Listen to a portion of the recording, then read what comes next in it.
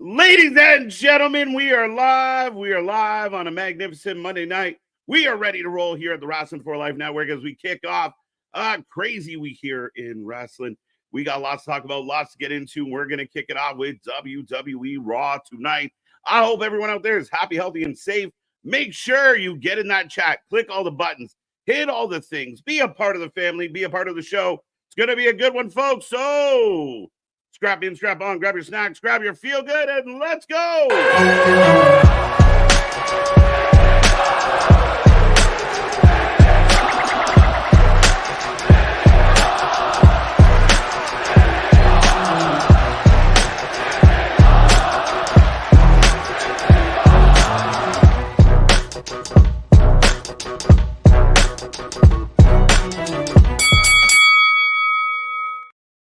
Ding, ding, ding. We are live and back at it again, folks. Like I said, we are the Wrestling for Life Network. This is another live stream, and we are the channel that just watches more live wrestling than anybody else out there. Ready to kick off another week in wrestling, another crazy week ahead. So much to talk about, so much to get into. A go-home show tomorrow, lots of pay-per-views happening, lots of news out there in the IWC and the wrestling world. But, folks, get in that chat. Make sure you get your voice heard. Let us know what is on your wrestling mind. But for the next couple hours and then some, I am Mr. Every Night, KJ White, and I will have some company here with me momentarily. Shout out to Big Nick, who's taking the night off. But it's going to be a fun one. We're going to talk a little NXT. We're going to talk Dynamite Wednesday. We got a preview show for 2 pay-per-views this weekend.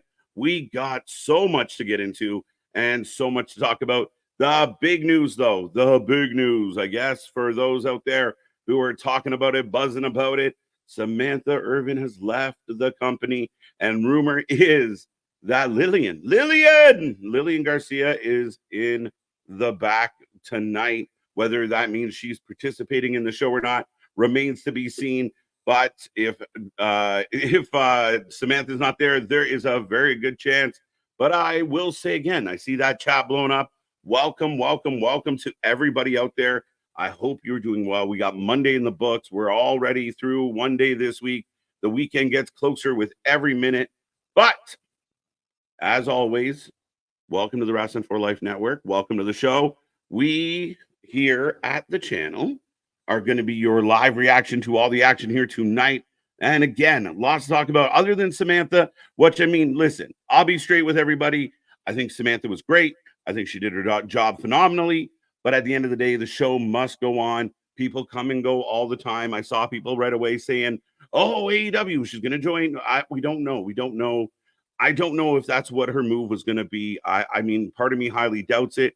It also shows very little faith in Justin Roberts, who's already there doing the job. So I find that a little interesting. Will Tony just drop him to bring in Samantha? I don't know. I don't see it. Maybe she has other aspirations. We know she plays instruments. We know she sings like an angel. We know that she does so many different things. So shout out to her. Great job. Phenomenal job. But again, not really the biggest pivotal part of the show, if we're going to be real and be honest. But with all that being said, I will get to this chat and say hello in a moment. But I see us loading up. But yes, tonight will be a fun one. Nick is not with me. He's just resting, taking a little extra R&R. The chapeau that runs the show should be with us sometime soon if we can get him away from Boston long enough to do a show. I'm just kidding. Love you. But it's going to be a fun one here tonight. Like I said, lots to talk about. I want to see triple digits in that chat. So be a friend, tell a friend, take this link, share it everywhere you can, as we are going to blow up a very busy Monday night. We're heading towards Crown Jewel. We got Halloween Havoc this weekend. We got Bound for Glory this weekend. We're going to be here live for both of those dates. We took this weekend off, had a little bit of a relax. Big shout out to Maple Leaf Pro in my neck of the woods. They sold out Windsor, Ontario, Canada, and put on 2 nights of really good shows. We will be covering future Maple Leaf stuff, but we did take this weekend off to kind of relax and get back into it. But yeah, lots going on in the world. And as I see that chat filling up, I will say hello. But let's quickly talk about tonight. We'll skip that and come back to it. Tonight, we got Rey Mysterio, Dragon Lee taking on Alpha Academy. Should be interesting. Or American Made. Sorry, my bad. Part of the tournament to find out who's going to be the #1 contenders. We also get the New Day taking on AOP, which, I mean, this graphic confused a lot of people. Not quite sure what is happening, but yeah, we'll find out what's happening with this and what's happening with Cross. Also, a lot of rumors, speculation. The last QR code we got from the Wyatt Sicks did imply that they're going to be here tonight. So what will the Wyatt Sicks do? Are they going after the Miz? Are they going after Cross? Are they going after both? What will happen with the Wyatt Sicks? They've been a little bit quiet lately. So what is going to happen? I have no idea. Seth Rollins, Bronson Reed. Seth asked for it. Bronson asked for it. Pierce obliged. We will see what happens with this one. I'm really looking forward to this. Then, of course, the rematch. The IC title is on the line as Bron goes after Jay. Now, this will be interesting because will this play into what happened on Friday? Could the bloodline have something to do with Jay not being the champion? What will happen? Will Bron get his belt back? Time will tell. We will find out. And then, of course, like I said, tomorrow, we are here. The go-home show for Halloween Havoc, NXT Stacked. Should be a fun one. And then, again, all week long, Wednesday, we got a ladder match for the Ring of Honor title. I'm not getting into it right now, but holy shit. Thursday, we're here for the preview show for Bound for Glory and for Halloween Havoc. So be here for that. All three of us will be live. Friday, SmackDown. Saturday, Bound for Glory. Sunday, Halloween Havoc. So lots to talk about. As I said, but we'll go all the way back to the beginning here. And let's say hello to some of the people as we still have about 22 minutes to kick off this show tonight. And again, I'm really looking forward to this. A lot of talk about the only 2 hours. Now rumors have come out that Raw, when everything changes and things happen to move over to Netflix and what will happen and will SmackDown become 3 hours on USA? Will Raw go back to 3 hours? I heard it's going to be around or closer to. Again, I think it's going to be a little bit of a fluctuating end, but we will talk about that. CM Monk was in the chat early. Welcome. Lillian Garcia, to ring announce tonight.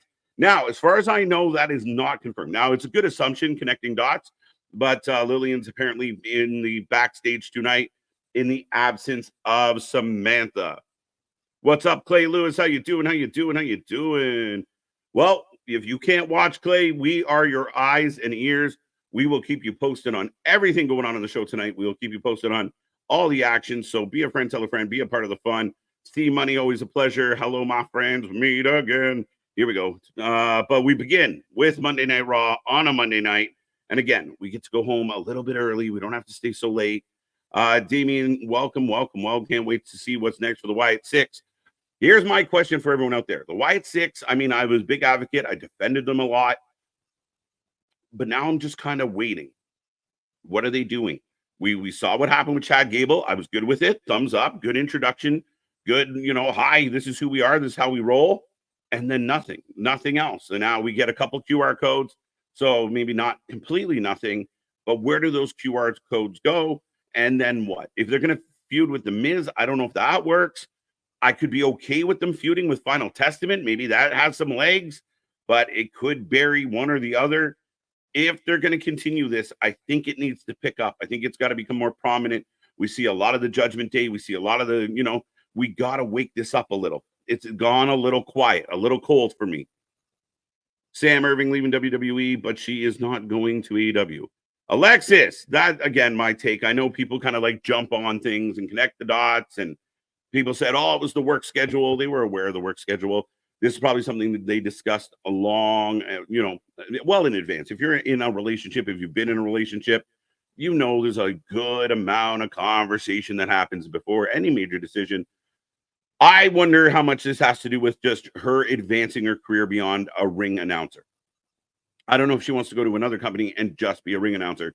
She could stay where she was and stay with WWE and accomplish just as much as she would moving on and doing an AEW. So I don't know if the dots connect.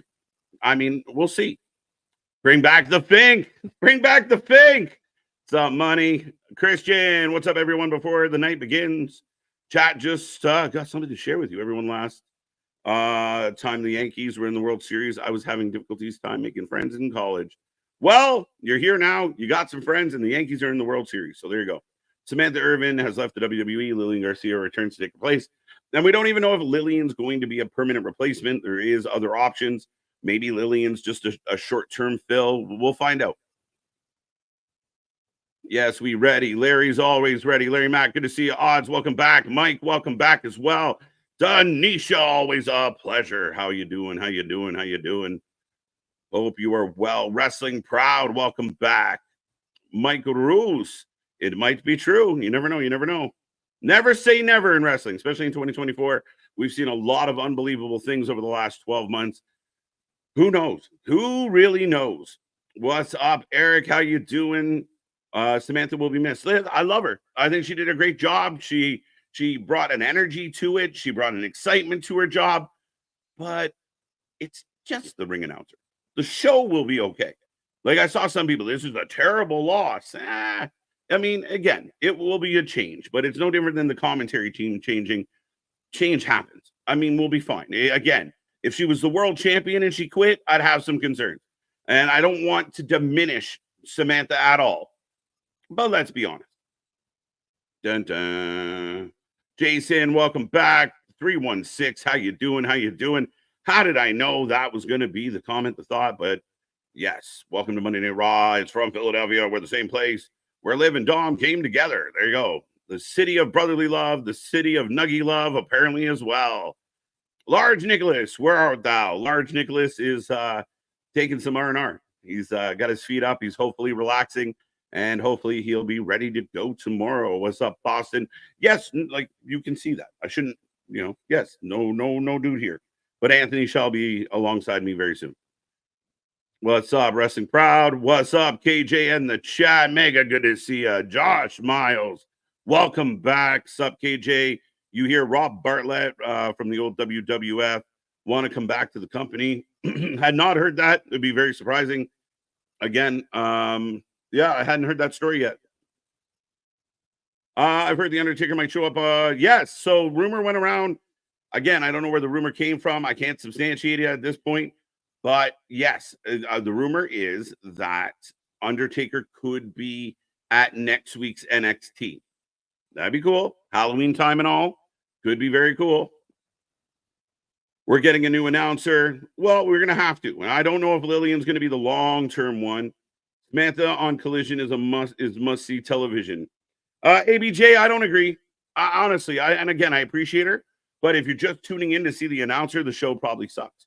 And again, I don't know that she's just wanting to transition to doing the same job. I think she wants to expand her horizons. Now, I could be wrong.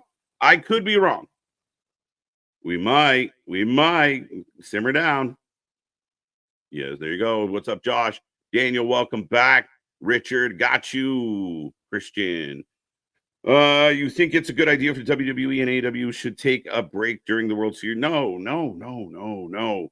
Again, I come from an era where it didn't matter what else was on. Wrestling fans watched wrestling. Like all I hear all the time is NBA playoff. There's always something going on, guys. There's always something happening.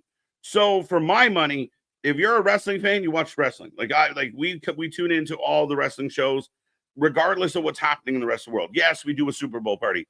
Yes, we might do a World Series game. We might. Hold on tight. But at the end of the day, you seek out what you want. So no, they shouldn't take a break. And again, they have a very good understanding of, yes, some casual fans, some people that are more into baseball than they are into wrestling might not be watching, might watch the baseball instead. But they know that's going to happen. That's been happening for decades. Plot twist. We get the reveal of MDB. There you go. Shout out MDB. We might have to make that happen. Dun, dun, dun, dun, dun. ABJ.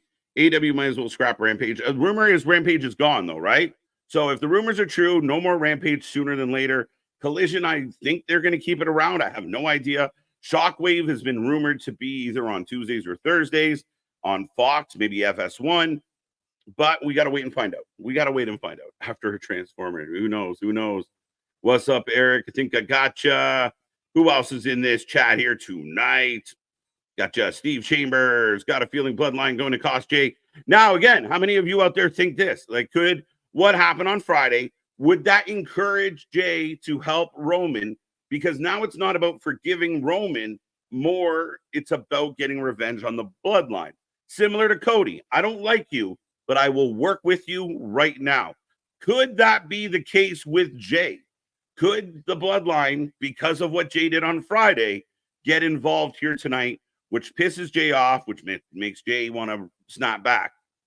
That is highly possible. In the realm of trying to tell a story, that could work, and also gets you past the whole idea of Jay forgiving Roman. Maybe in the process he does. They have a moment where they bond again, but it could be a way to get him back into the storyline.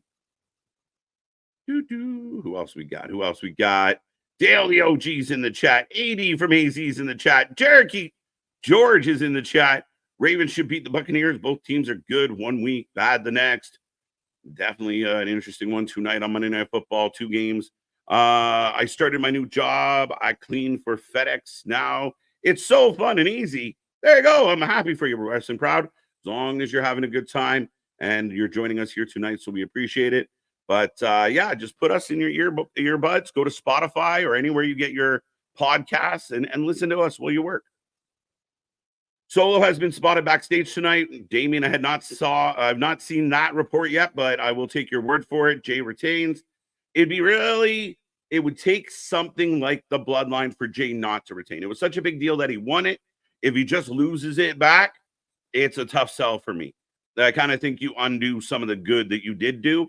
So, yeah, for my money, the only way Jay can drop that belt tonight is if it somehow involves a bigger story. Do we think the Wyatt Sicks? Now, the Wyatt Sicks alluded to being there. They generally don't bluff, so I fully expect the Wyatt Sicks tonight. And I want them. I want them to do something. I've been a big advocate. I like what they've done. I like the QR codes. I've loved the Bo Dallas stuff, but it's kind of lacked a little bit of steam lately. It's kind of fizzled out. It's been a little quiet. I don't know. Why is he wearing a mask? I don't know. I actually sent the graphic to Anthony and Nick, and I was like, guys, is this for real? I thought somebody had doctored it up. Like, I thought it was like a Star Wars character on the graphic. I have no idea why he's on the graphic like that. I don't get it. I don't get it. I think LWO help Ray and Lee win, which will cause American Made to take their anger out on Joaquin and Del Toro. Possibly tonight, very possible. The other intriguing side of all of this, guys, is the New Day. The New Day being forced back into a tag team together. Not that they broke up, but they've been kind of splintered. We saw some singles action. Are they going to coexist? Are they still breaking at the seams? Is there trouble in paradise? See what I did there? I don't know. I mean, we've been waiting kind of for somebody in this relationship to end it. Somebody to say, I've had enough. Hasn't happened yet. It's Havoc, Saturday or Sunday. Sunday, Mike.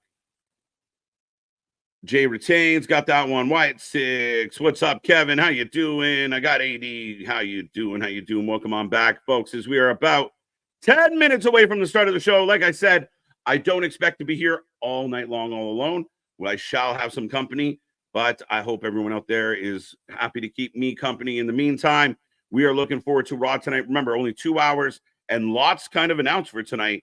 It could be a very good Raw. Now, if it's a little quick, understand it's going to be quicker. It's going to feel more like a SmackDown or an NXT or a Dynamite or any one of the other 2-hour shows. Again, as fans, we have to adjust, in my humble opinion. I don't think Samantha's going to AEW. I don't either. I don't think she would resign. I don't think that's the play. I really don't. She was a big fan of WWE. She said she grew up a WWE fan. So I don't see it. I don't think that's the natural fit. Now, does she get to spend more time working on her projects outside of wrestling and be around her hubby a little more? Yeah, that makes sense. I get that. What up? Cherokee. Oh, Wyatt Sicks for Judgment Day. Fun. That has not been announced yet, but we'll see. I am a little upset that my Mets lost, but I am still hoping that the Yankees beat LA. My Bills are 5-2. It's funny because LA is one of the only teams to make me cheer for New York. I don't want LA to win. I do not want them to win. I'd like to see the Yankees, and I hate the Yankees. I spent my whole life watching the Yankees just put beatings on teams. That division's been a monster since the 90s. So, yeah, I mean, but I don't like LA. So go Yankees a little bit. If they could forfeit, if they could both just if we get a DQ, that'd be great. The amount of people who hate on Samantha is insane, in my opinion. Like, what the fuck did she do to anyone? Listen, the juice, and we talked about this before, Boston. I agree with you, and that's why I love this channel, because we do lead forward with the positivity and the friendships and the friendly debate. We might not always agree. We might, get a little testy with each other at times, but it's hating people you don't know, hating people that you have no direct interaction with, is a really weird nuance. It's a really weird fucking decision. It's a really weird way to live your life. Like, I don't understand. I don't comprehend hating someone. I could watch an actor or an athlete and go, I kind of don't like that guy. Or I could say, oh, I hate that guy because he's putting up fucking home runs or fucking goals on my favorite team. But to literally have some type of hatred, some type of personal feel, that's what I really struggle with the wrestling fan base at times, of like, oh, I can't believe you did this. To who? To this billion-dollar company? Man, if you can make your life better, if you can take an opportunity to move on or whatever, fuck them. I mean, you're just another employee to this multi-billion-dollar company.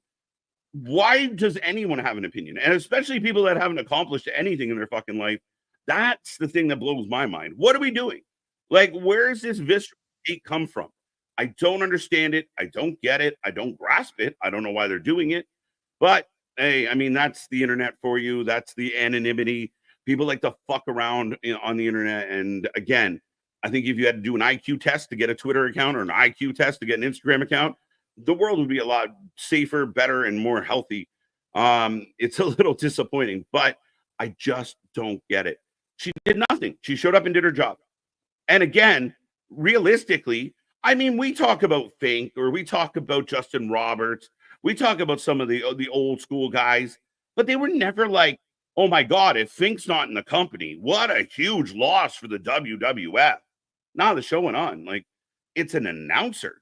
And the fact that you have any feeling about her, gives a fuck. Like, it doesn't make any sense to me. Am I wrong? Am I being too crass about it? I don't comprehend it. And we've said that for a long time on this channel. Like, the fact that I got to tell people, like, no, wait, I really do like, that company, or I really do feel this way. Relax. I just don't agree with your opinion. And their comeback is, you should die, or I don't like you. And like, what the fuck? What the fuck? Rest in peace, Missy Gaynor. Before your times, kids. There you go, George. But it's probably the toxic fans why Samantha doesn't want to be. Nah, I don't think so. She's a pro. She knows it comes with the bad and the good. And the higher you climb that ladder, the more hate you get. It's just the way it is. Trust me. It's how, it is a thing. But you accept it. I don't think she was like, oh my God, these toxic. You guys, I don't think the fans realize how little the wrestlers pay attention to the bullshit. I don't like to me, the wrestling fans, the IWC, the internet fans are literally they like this idea of their self-importance.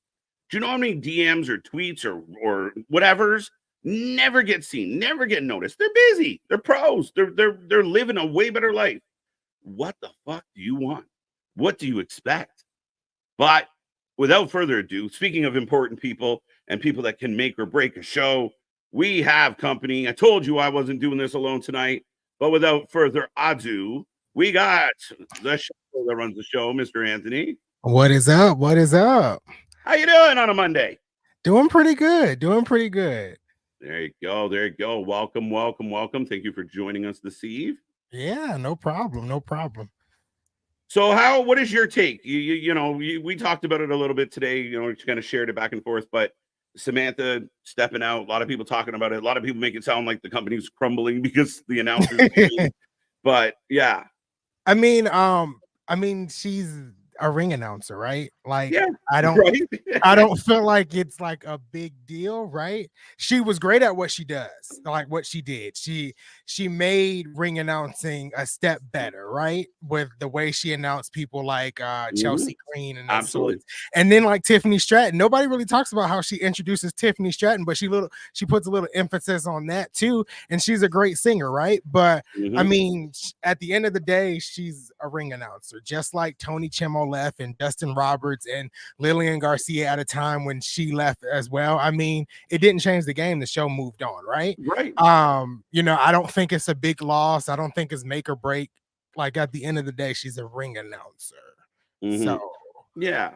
It's like Aubrey leaving AEW. Like, what do we do? Right. What do we do? Exactly. Like you're gonna miss her voice, right? Like it's iconic, just like others in the past has been iconic. But about a year from now, 2 years from now, you're gonna be like, who's Samantha Irving? Right?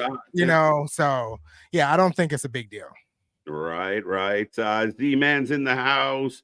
Your boy, happy to see you. There you go. 316 still complaining about the same things. Daniel Berry Sports Highlights. How you doing?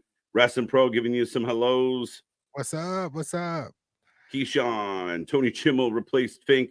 That's why nobody cared, right? Like the show goes on, guys. And I mean, realistically, like it's not like Samantha's been there for a decade. Like she's not like a stalwart, you know, and she's great.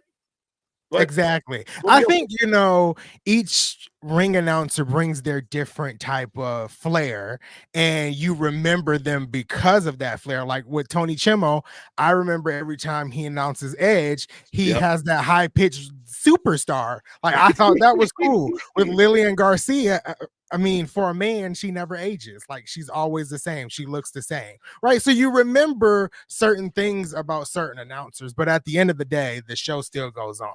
So it's not like a big deal to me. Like I was shocked. I was like, oh wait, she's leaving. But then after that, like I made a little TikTok video, and then I was like, okay, well, let's get on with Monday Night Raw. So, it's not like it was Drew McIntyre leaving or Rhea Ripley leaving or any of that sorts. It's just a ring announcer. So yeah, and again, like I mean, if the show's in trouble because of the announcer, we probably got bigger problems. But I mean, again, we got a lot going on the show outside of the ring announcing, and we'll see if Lillian is in the spot. The crowd is going to pop for Lillian, and it's going to be a good one. Yeah, absolutely. And if Lillian Garcia is back now, I'll be happy about that. I'm a huge Lillian Garcia fan, so if she comes back, that's great. But like if she leaves in like 6 months, I'm not going to be upset. It is what it is. Right. Make sure you folks, we are about 1 minute from the start of WWE Raw tonight. Should be a fun one. Like I said, lots going on. And again, when you read the card, you realize it's only 2 hours. So there's a lot to get into with this one. A lot of big matches actually slated as we are getting closer and closer to Crown Jewel. But as MDB reminds everybody, like the stream, give it some love, click those little reaction buttons, massage that algorithm as we are grinding towards 6K subscribers. Be a part of that. Help us grow. We appreciate all the love, all the support. And Matt Skizzy, thank you for being here. Just watched the Creed versus Petey Williams match from the TNA pay-per-view back in the day. Oh my God, Woods was athletic as hell. Somebody pointed that out right away. Once we get the show going, I'll ask you about MLP as well. Oh yeah. Go ahead. I was just gonna say, it was a great show, but yeah, we'll talk about it more like during the commercial break. Right. It's funny. I almost thought that was Penta on the graphic. Yeah, I mean, again, we have no idea what this graphic was or why they did it, or I have a feeling my shit is deleted. Yeah, it's weird that he's in a mask. Like, why did they do that? Why are they not like both in a mask, Anthony? If anyone can be in a mask. That's weird. I have I think this is now. Yeah, I have now. I'm right behind you, I think. I'm just waiting to come out of my last commercial break. Okay. I paused that now. So you pause it now. I got done. Now. Okay. Yes. Wait, hey, Nick, where's Nick? Look how easy that was tonight. Come on now. Announcers need to be the true to their voices and stop trying to put the voice that doesn't match. I don't mind an announcer putting a little bit of pizzazz. I know Justin Roberts gets a little grief for it too, you know, throwing in the extra, like, you know, the emphasis on certain things, especially for like a Kenny. I mean, again, it just adds a little more to the whole thing. Yeah, it adds a little magic to the entrance, right? I don't mind it. And I know I saw a lot of hate today too about how she like showed emotion like during certain points of her career. And I'm like, I don't see that as a problem. Lillian Garcia is one that showed emotion when Trish Stratus retired. She literally cried after announcing, that she won the women's title in her last match. So I don't see it as a problem. I think a lot of things are nitpicked that doesn't need to be nitpicked in a way, I guess. Yeah, again, I think she was doing such a good job. You find silly shit to nitpick at. Well, yeah, she might be a great announcer, but she cries sometimes. Like, emotion is what this whole thing is built on. Right. Look, as they wheel in. I thought it was something exciting. It's just the crown jewel belt. It's just, right, the crown jewel title. How are you feeling about this crown jewel situation? I don't know. I thought, because I was there for the announcement, right, at Bad Blood. So I was thinking we were about to get a mid-card women's title. I was excited. And then they brought out the crown jewel title, and I was like, why are we doing this? Now, I'm not gonna say like this is stupid, it's pointless. I mean, it's for the crown jewel audience. They're getting paid. WWE is getting paid millions of dollars to be over there. So good for them. Do I really care about it? No. At all. I don't care about it at all. So I think it's kind of a waste, but I mean, it's really for the crown jewel audience. Oh, wait a minute. Oh, wait a minute. That's a jumping Bronson Reed in the parking lot, beating him with his own suitcase. That's just mean. Yeah. See, I like Lillian. I thought Lillian did a great job, but Seth is on fire already. How do you get beat up with a man in a sequin shirt? While he's charging to the ring. Is he just going to go to the ring and say, let's fight? I think that's where we're headed. What a start to Raw, folks. We are rolling along. I got triple digits in the chat, and we are ready. Anthony and I got you for the next couple hours, and we are wasting no time. What a crazy start to this one. Right. As Rollins, they did the whole everybody coming in, and Rollins just jumps on Bronson and goes to the ring. I like how Raw kind of starts off differently each and every week. Like there's something kind of different.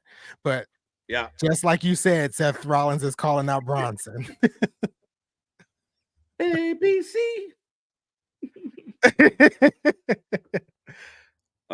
Seth, you can't attack a man in that size boy. Yeah, right. Like right. Pierce is mad. Oh wait, Bronson is coming. Oh, Bronson just threw security like halfway across the stage. Get out.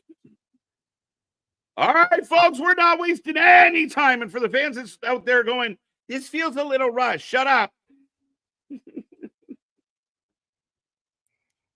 Tope Rollins. Miss Bronson took out the security. Oh, wait. Your super like vanished. No, we got to find that. Let me find it. This one's here. Right. I like the way you stream K Jiggity. If I had a better tone, I'd sing all of that. The chat. I hope everyone's living good tonight. Samantha gonna get more airtime than her hubby on the Mud Show, and we get Lillian. There you go. Positive spin. Thank you so much, Spaz. Thank you. And we wouldn't let it be a miss. A lot going on. Yeah, you can't keep up. So we're not going to get a match tonight. No. Oh, he's about to do the tsunamis. Refs in the way. Seth rolling out. Tope Suicida. Oh my God. Shoulder block off the apron. Huge shoulder block. Huge shoulder block. Oh, he's taking out. He's tearing up the announce table now. I like the way you work it. Now it's gonna be stuck in my head all night. Right.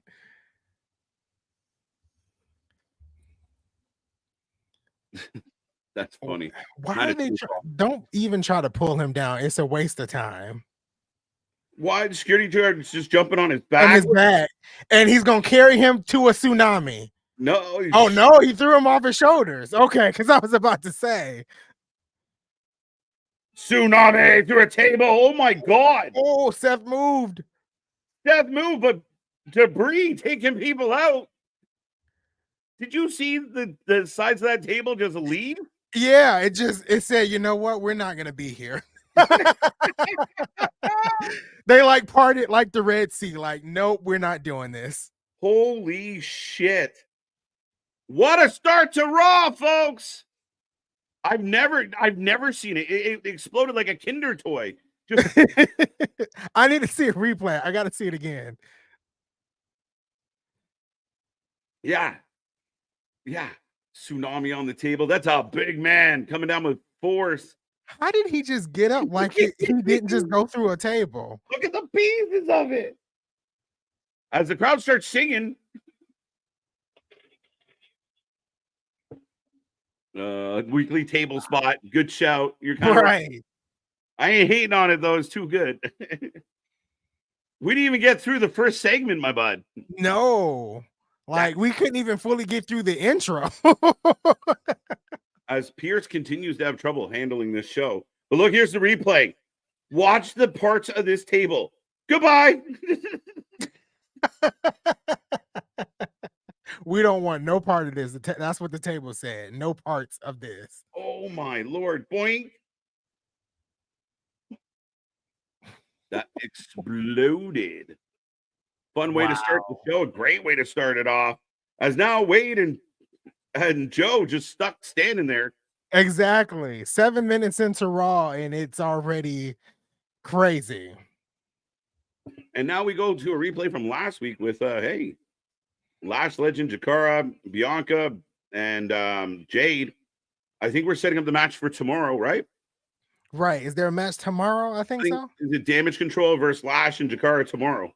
Oh, NXT. That should be good. That should be good to see on NXT.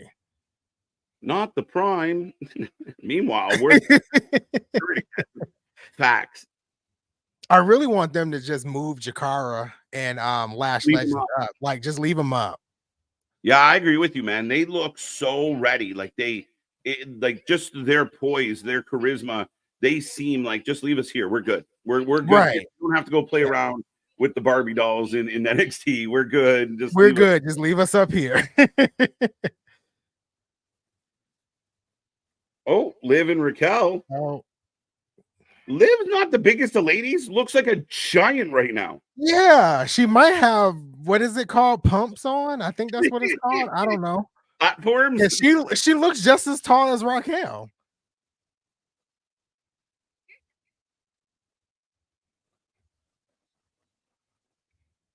Daddy Dom. Right. Later, that was freaking awesome. Rollins was this close to being flattened like a pancake. It was almost like a fucking Looney Tunes cartoon. Right.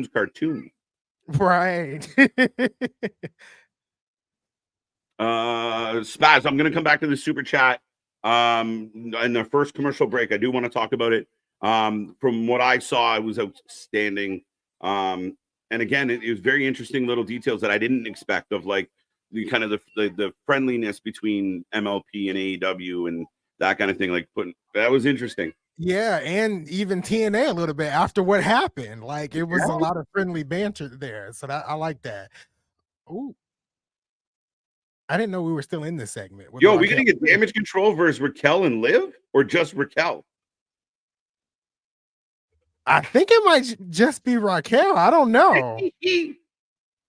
As ladies and gentlemen, we are gonna get the New Day, the struggling New Day, up next.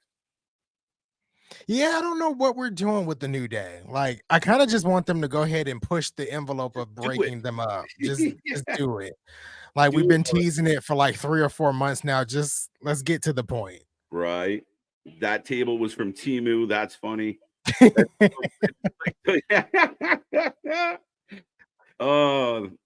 Really good way to start the show. That's for sure. Right. Fight and move Bronson up. Listen, Bronson's doing great things, and I know what a fan of Bronson. I know you weren't the biggest fan of Bronson, but I think he's come a long way. When he's in the ring, like what we just saw, I think was great. Is when he starts to talk where I'm like, you need someone to talk for you. Yeah. And I've said it in the chat, like I'm not denying his wrestling ability. He is great. He is phenomenal. But when he starts to talk, I'm just a little bit bored. Okay. Fair enough. That's allowed. Back to Spaz, and we are on our first commercial break, ladies and gentlemen. I'm not sure if our buddy Curtis put a over-under on breaks tonight, but if I haven't said hello to you yet, hi, everybody. Welcome. We got over 100 with us right now. Let's see if we get to 150. But MLP was a lot of fun. Athena, Alexander, and Prince were the standouts, in my opinion. Also love Sam Laterna as ring announcer. Callis Mato. One of the things I noticed the most was right out of the gate, Anthony Mato. Mato just, how is this guy not working elsewhere? Why is he not in a bigger company? Because like I missed his voice. Like it was perfect just to hear his voice Saturday and Sunday back in pro wrestling. And I think he said he hasn't done it in 4 years. I think he said that. Yeah, it's been a while. So it's been a minute, and it was like he didn't miss anything. He was like right on point the entirety of the night. It was good to have him back. Everything Spaz said was right, but I think there was one additional standout from both nights, and that was Giselle Shaw.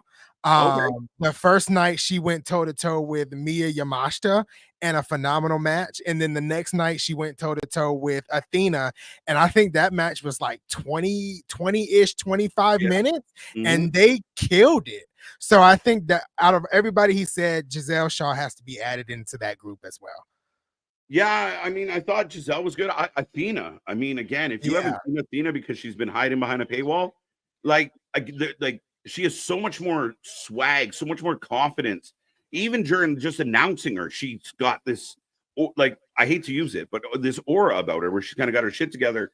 I thought Takeshka, like we brag, we boast about Takeshka all the time, but I thought he was also a guy that really stood out this weekend.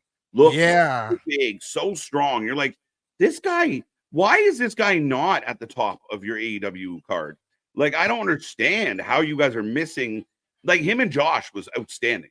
Yeah, I think that's really the first time I really got to hone in on Konosuke. Like it was phenomenal both nights with Speedball the first night, which I thought that was going to be match of the weekend until we got to Josh Alexander versus I'm not going to pronounce his last name because I'm gonna ruin it. Konosuke. And that match was phenomenal. So it was like, and even like how they ended it with like moving on to Ricochet being like the potential next challenger. I'm like, Scott D'Amore is booking a little bit better than Tony Khan can book his title, contenders. So I thought it was just phenomenal. I don't know what they're doing next. I don't know if they're doing monthly, weekly, or quarterly coming up next year, but I'm locked in because it really felt like a TNA show times 10 a little bit because both nights were great. It felt like an amped up TNA show. I know the venue they were at in Windsor, and they sold it out. I mean, it was a full building. Again, the perks of doing a smaller building, I believe it's St. Clair University or college or whatever the fuck. But the advantage of doing a smaller building that fits the crowd, it just gives such an echo, such a good experience in the building that everything reverbed off those walls and back in. It felt like there was so much energy in the building. And again, good match. What was it? The tag match was outstanding. Right. The Fatal 4-Way? Yeah, the Fatal 4-Way. And then I think like the next night, unless that was the first night, the next night they did a 6-way. And that was crazy. It was like each match delivered. There was no slow moment at all. And then, Scott D'Amore likes a little comedy in his stuff as well. So we had a little comedy backstage with Harley Cameron and Bully Ray and things of that sort. It was just, it flowed very well for it to be the first show.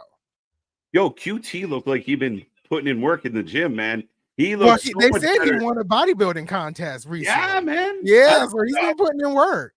And Harley, to me, like I keep saying it on like our coverage, but Harley is becoming like, she could kind of give you those Chelsea Green vibes where she's, fun. She's got a bit of a chip on her shoulder, but just runs amok. Like just there to kind of be a little bit silly, a little bit of comic relief.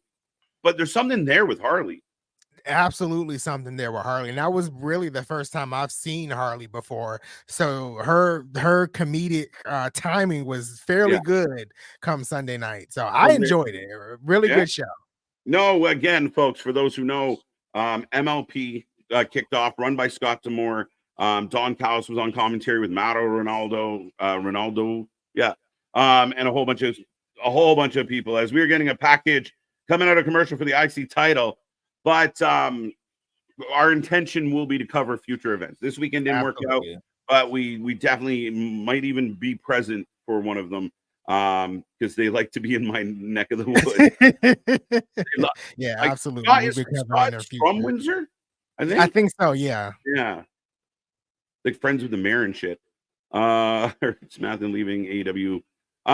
The first part of that's correct. The second part is just a guess. And I think actually Ricochet came out and said she's not leaving to go to AEW. Okay. I think Ricochet did do that. Yeah. I don't think she's going to do it because I think professionally it's not a good look. And I Right. swear the fans kind of get excited, but they don't realize like there's reputation. You don't burn bridges. Like there's more to her life than just like, no, I got to go to announce. And if it doesn't work at AEW, I'll go to TNA. No, like she wants to be on Broadway. She wants to sing. Like she's a talented woman. She did other things before she got here. Yeah, absolutely. She might want to expand like on her singing career. Like that's like you said, she has other aspirations outside of WWE, I'm sure. Several people have compared Bronson to Vader. Marcolo, thank you for joining us. And that's a fair comparison. Yeah, absolutely. And it's Lillian Garcia. Yeah, I love Lillian. I'm okay with Lillian. She almost botched. You can tell she's nervous. Like, what am I doing? Oh yeah, there's a tournament. They didn't do tournaments when I was around. Right. I do want to click on this comment because someone's Go upset. ahead, click on whatever, man. Hi, Boston. How you doing? No, don't click on that one. Oh, this one, you can read this one actually. This one's for you. Love your TNA content. Thank you. I try my hardest. It's a struggle some weekends. Gotta ask you, how intertwined do you think Bound for Glory and Havoc will be this weekend? Chu wins the tag titles in TNA, guest in the gauntlet, Josh pops up in NXT. Okay, so Wendy Chu wins the tag team titles with Rosemary, I think is actually going to happen. Only reason why, I do know Spitfire just won, but apparently Danny Luna has been stepped aside because of some personal reasons. They announced that on last week's episode of TNA Impact. So I think they do lose the titles this coming Saturday. I would like to see the tag team titles in TNA defended in NXT. I think that would be great if Wendy Chu and Rosemary win. Guest in the gauntlet, I'm not sure yet. I don't know because it's kind of on the pre-show. So I'm like, do you put guest on the pre-show? I don't know. They probably will. Josh pops up in NXT potentially. I kind of want to see it. Like it has to happen at this point. But I do know Josh has a huge weekend on his hands with taking on Steve Macklin. So Bound for Glory is looking good. Really looking good. Yeah, it's going to be a fun weekend here at the channel to do both those shows. I think Halloween Havoc's shaping up nicely. Bound for Glory looks stacked. And I mean, this is one of my favorite pay-per-views each year. TNA, there's always surprises. There's always twists and turns. And there's good wrestling.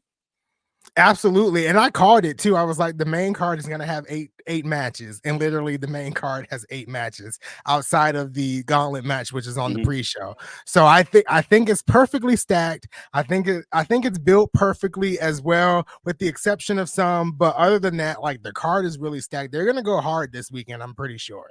Yeah. And I mean, again, it's it could be a huge weekend, man. Joe, it could be Joe's weekend. Like you said, Rosemary and Chu could win it. I mean, there's so much going on with this card and so many maybes. A Monsters Ball, they're doing the Monsters Ball then, right? Right, with PCO and Cardona. This week's Impact, and I got, ladies and gentlemen, the poll's up. Vote for who you think is going to win. AOP and the New Day are kicking it off. This week's TNA was stacked. Like there was a lot on the card. There was a lot to kind of keep up with. Like they stacked it each segment, each match. We had the Jordan Grace and Masha sit down, which heavily mentioned WWE, and Shayna Baszler was mentioned a couple of times. So it was they just kind of stacked it up this week, and I think it'll be the same next week as well.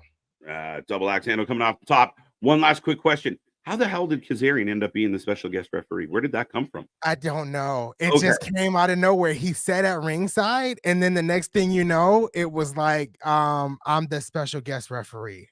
Yeah. Out of the blue, but we'll see what happens. I'm not upset, but I'm kind of confused. Right. All right, ladies and gentlemen, we're off and running with this one. 62% taking AOP. As Karrion Kross is on ringside. I don't know if anybody saw the video out there of Karrion Kross breaking baseball bats with his legs. Right.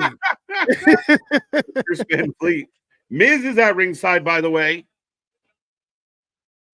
Now, And keep in mind. Isn't the Wyatt Sicks targeting the Miz? Is that We where don't we're know. going here? Okay. Not positive yet. I think it looks that way as we go back into commercial. Holy, that's a quick one. Yeah, real quick commercial. Lillian is back. Lillian.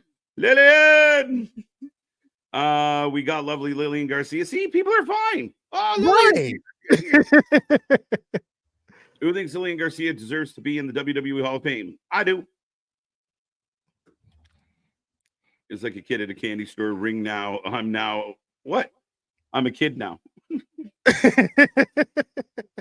Okay.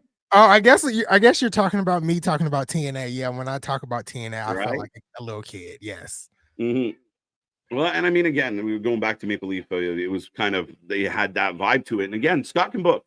We knew Scott could book. Right. And like I feel like Scott D'Amore will work out very well in AEW. I don't know why they didn't snag him so quickly. Maybe it was that non-compete clause. But I don't know. He could have worked out very well if Tony Khan would let him book. That's the caveat. I think that's why. Like Tony Khan would rather hire a Will Washington who was like, well, you were good on the chat boards, but if you bring in a Scott that people respect Scott's ability more than yours, well, then you're going to probably get a bit of this. So I don't see it happening unless Tony's willing to be like, Scott, do your thing. I'm going to step back. But the minute Scott stops booking Jericho and the Bucks and his friends, we might have a whole new problem. Right. Exactly. We'll have a whole big problem. Jericho cannot be on weekly TV. Sorry, Scott, you cannot have the job. Cross is so effing underrated. Yeah, Cross has just lost his way, and we don't know how to find it. I don't know what to do with Cross. Even under Triple H, he hasn't been impressive. Yeah, I feel like Cross might have to step away from WWE, reinvent himself somewhere else, and then potentially come back. I think someone said it on Twitter the other day, and usually I don't agree with anybody on Twitter, but someone said that promo with Adam Cole back in NXT really kind of hurt him. And that was kind of the downfall of Karrion Kross. Yeah, that's been brought up before. It just, to me, it's so hard to imagine that something Adam Cole said one time. Like, I thought, you got to, like, for my money, so much happened to Kross after that, like good stuff. To me, it was when he got to the main roster and Vince put a mask on him and put a skirt on him and then sent him out there as like BDSM gladiator. And everyone was like, what's this? And then he got rolled up by Ray. He got rolled up by someone else. And then he got rolled up by Jeff Hardy. Jeff Hardy, yeah. And he was, and I think he was undefeated as NXT champion at that point, right? Yeah, well, so a lot of things took place.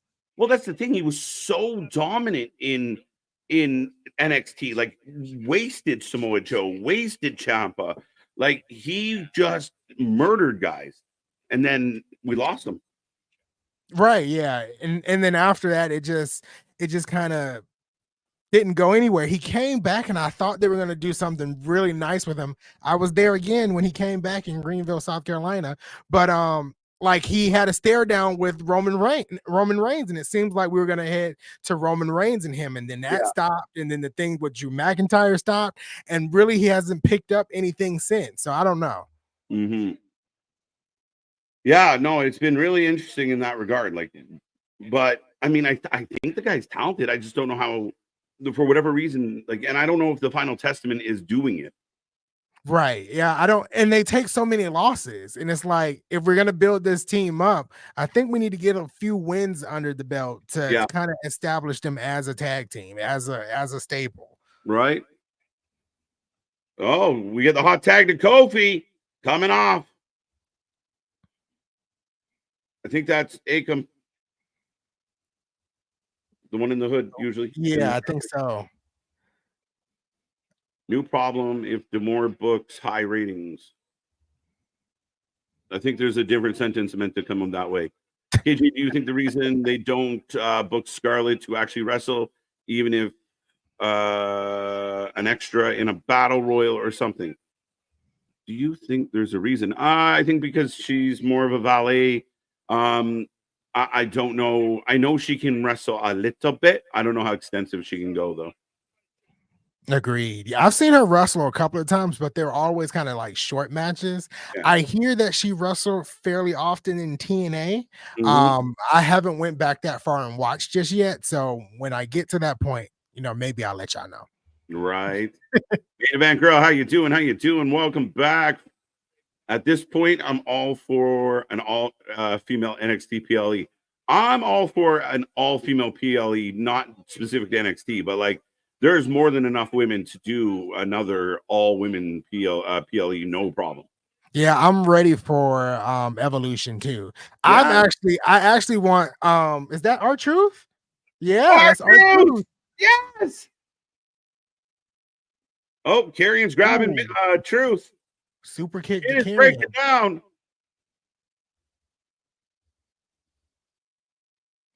See, in here again, this should be something that Cross's team should win, but then they just lost in the roll up, Right. So how do we ever get behind these guys, right? Right. I wonder if Karrion Kross was one of BKM's. We don't know. We haven't got full reports on what all the toys were. I guarantee you had a huckster though. But back to the all women's PLE, I would love to see Evolution and a Knockouts Knockdown like together. Yeah. I think they can do that since they're somewhere in a partnership. They kind of have to do that. I think. Okay. Yeah. So the Final Testament are jumping R-Truth, and Kofi wants to help. Xavier says, not today, brother. Not happening. He won't let him go. Right. It's like Xavier wants Kofi to mind his business. Everything is about us two. You don't have to go play Captain Save-A-Ho for everybody. Oh, the lights go out. Wyatt Sicks. Lights out, lights out. We're here. Let's go. Boom. Lights out, folks. The fireflies are popping. Doom, doom.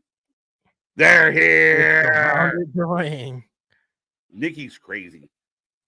I know that kind of goes without saying. Scarlett getting jumped by Nikki, and we're going. This is better, though. And I know some people were like, not sure, Anthony. At least it's mono a mono, like two big groups to fight. Yeah, absolutely. I like that. And you got dark against creepy.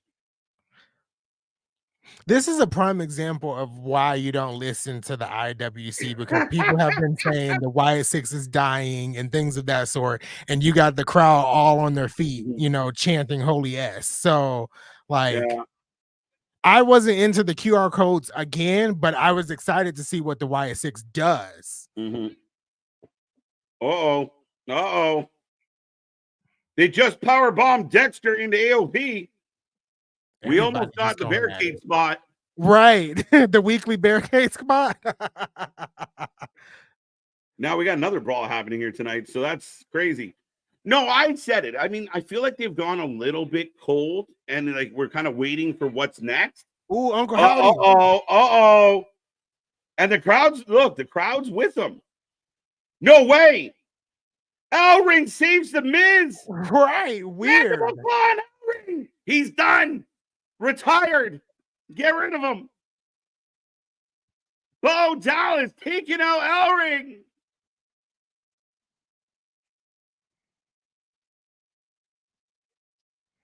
Wow.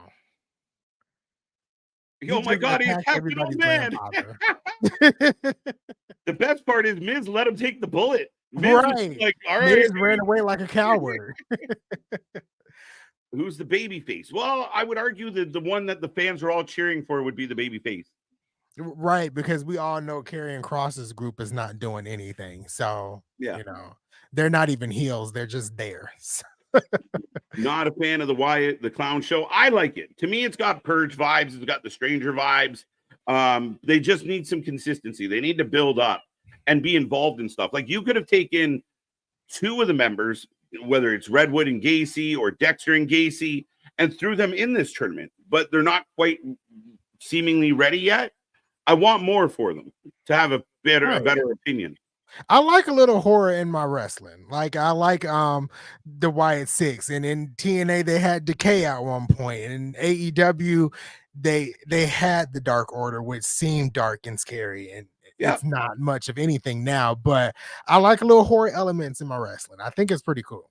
Yeah, I don't mind a little spooky, and I know we talk a lot about spooky chew around here. And I mean, again, I don't mind it when it's done right. And I know some people are really worried about the supernatural side of things, but to me, they're, other than the lights going on and off, they really they sell when they get hit. Now the Final Testament's got to really put in work on this one. They can't just get steamrolled. They just got rolled up by the New Day, like we just said. I mean, they feel a little lackluster. They need a couple, okay, next week they show up and they beat the shit out of somebody in the Wyatt Sicks. Like, make this matter.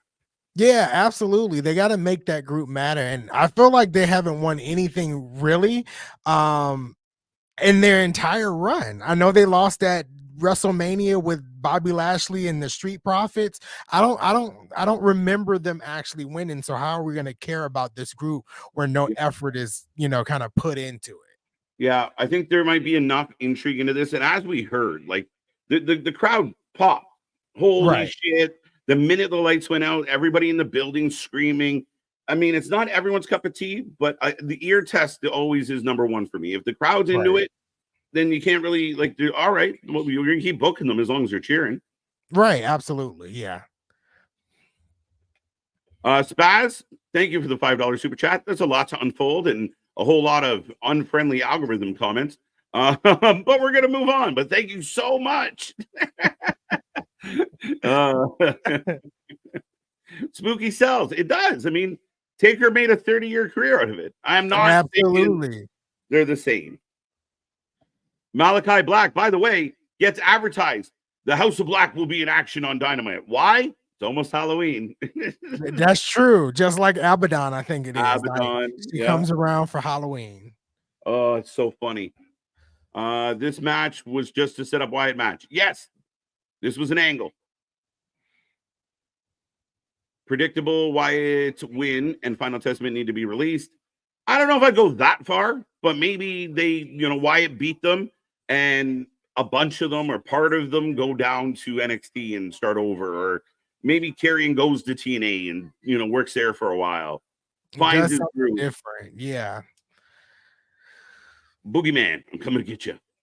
I got black. But ladies and gentlemen, we are on another commercial break. I will take a moment to remind everybody to make sure you hit like, share, subscribe, be a part of the family, be a part of all the shows. We're here all week this week. We 7 days straight. After taking this weekend off, we got nothing but content coming your way all week long, including Bound for Glory and Halloween Havoc this weekend. It's going to be insane. Plus Crown Jewel the following weekend. Plus. There's so much more coming your way. And including, we did our first ever The Wing of the Ring. And as much as everyone was cheering against me, I am the king. But okay. But if you haven't seen the first episode of that or any of our other original content like Wrestling Court, go check it out. Be a part of the fun. Give those videos some love so we know to keep doing them. We're looking forward to coming back and doing more wrestling trivia with a hot sauce twist. But we got Adam Pearce, so I'm going to shut up. Yeah, let's see what he has to say. Fire everybody. Oh, Seth Rollins again. Now, sometimes I say AEW has too much brawling. There's been a lot of brawling here tonight. It has. We kicked off the show with a brawl. We ended the last match with a brawl.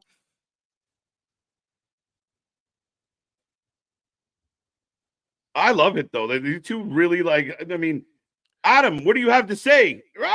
They're just chaos. They really hate each other. Those two really hate each other. Put them in a cage. Right. Put them in a cage. I would love to see it.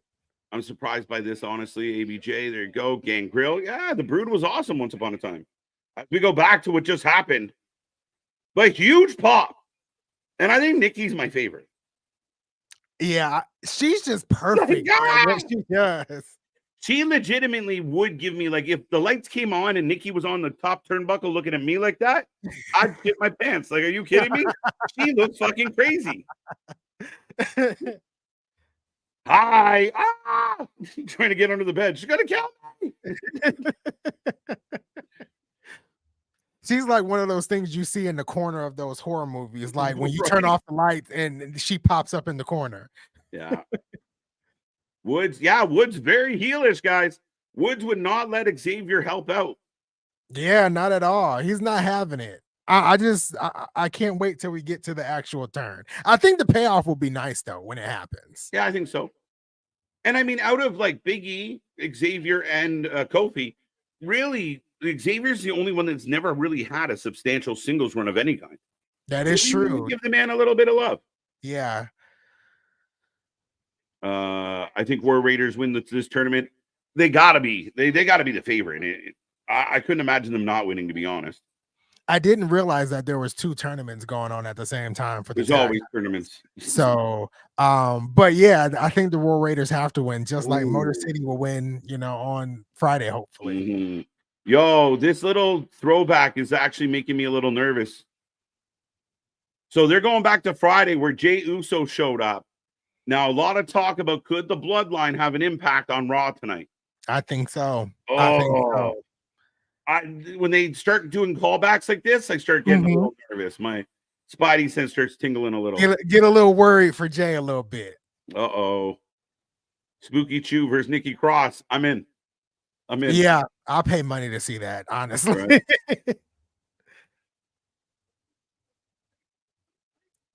I need Jay to explain why they stayed away from that side of the family. I need that explanation. That popped me. You know why we stayed away from that man. He fucking unhinged. And I kind of want a Jay and Jacob match because he said, if you keep staring at me like that, I'm gonna whoop your behind. Yeah, Roman eats a little bit of humble pie, but saying he's proud. But I know some people were critical of like, why didn't Jay like help? And because to me, you ruin your storytelling if it's that easy. Right? Like, I mean, again, if you're really hurt in real life, it takes a minute to work it out.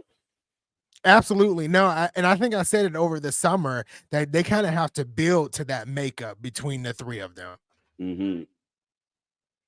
They're working for pops, man. That's what their whole goal right now is. We're gonna milk stuff as much as we can. And all we're looking for is those pops. Where is the biggest pop we can find? Right. Absolutely. As we got Jay out in front of the Philly Flyer logo.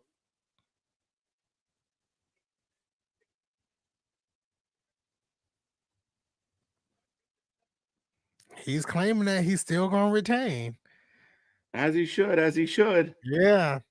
Jacob versus Jay has to happen.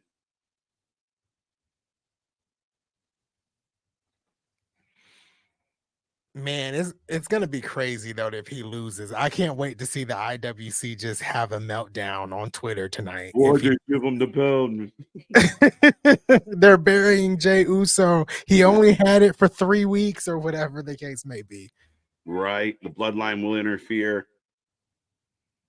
As we are getting a Raquel package, the best thing Raquel has done in years. Right. This is so much better than Smiley Happy Raquel. I like when you call it the back attack or whatever. The back attack. She's better with this attitude. It feels more genuine. Yeah, absolutely. Ria Chiquita, that was beautiful. I still wish like the return was a little bit better at Bad Blood.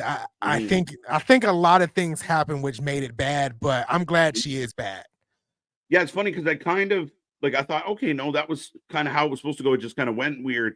But seeing kind of the clips, it was a little bit like just hidden. Like they mistimed it or something. I know I debated it with Nick, and it looks like I, was a little bit wrong as far as how it played out.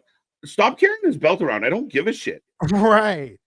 I mean, being there live, I think I really believe in my heart that the referee was out of place because Raquel was behind the announce table for a long period of time before she came up. And then it even looked when she was like, maybe I need to go make this moment happen now. She was even confused of which way she was supposed to go.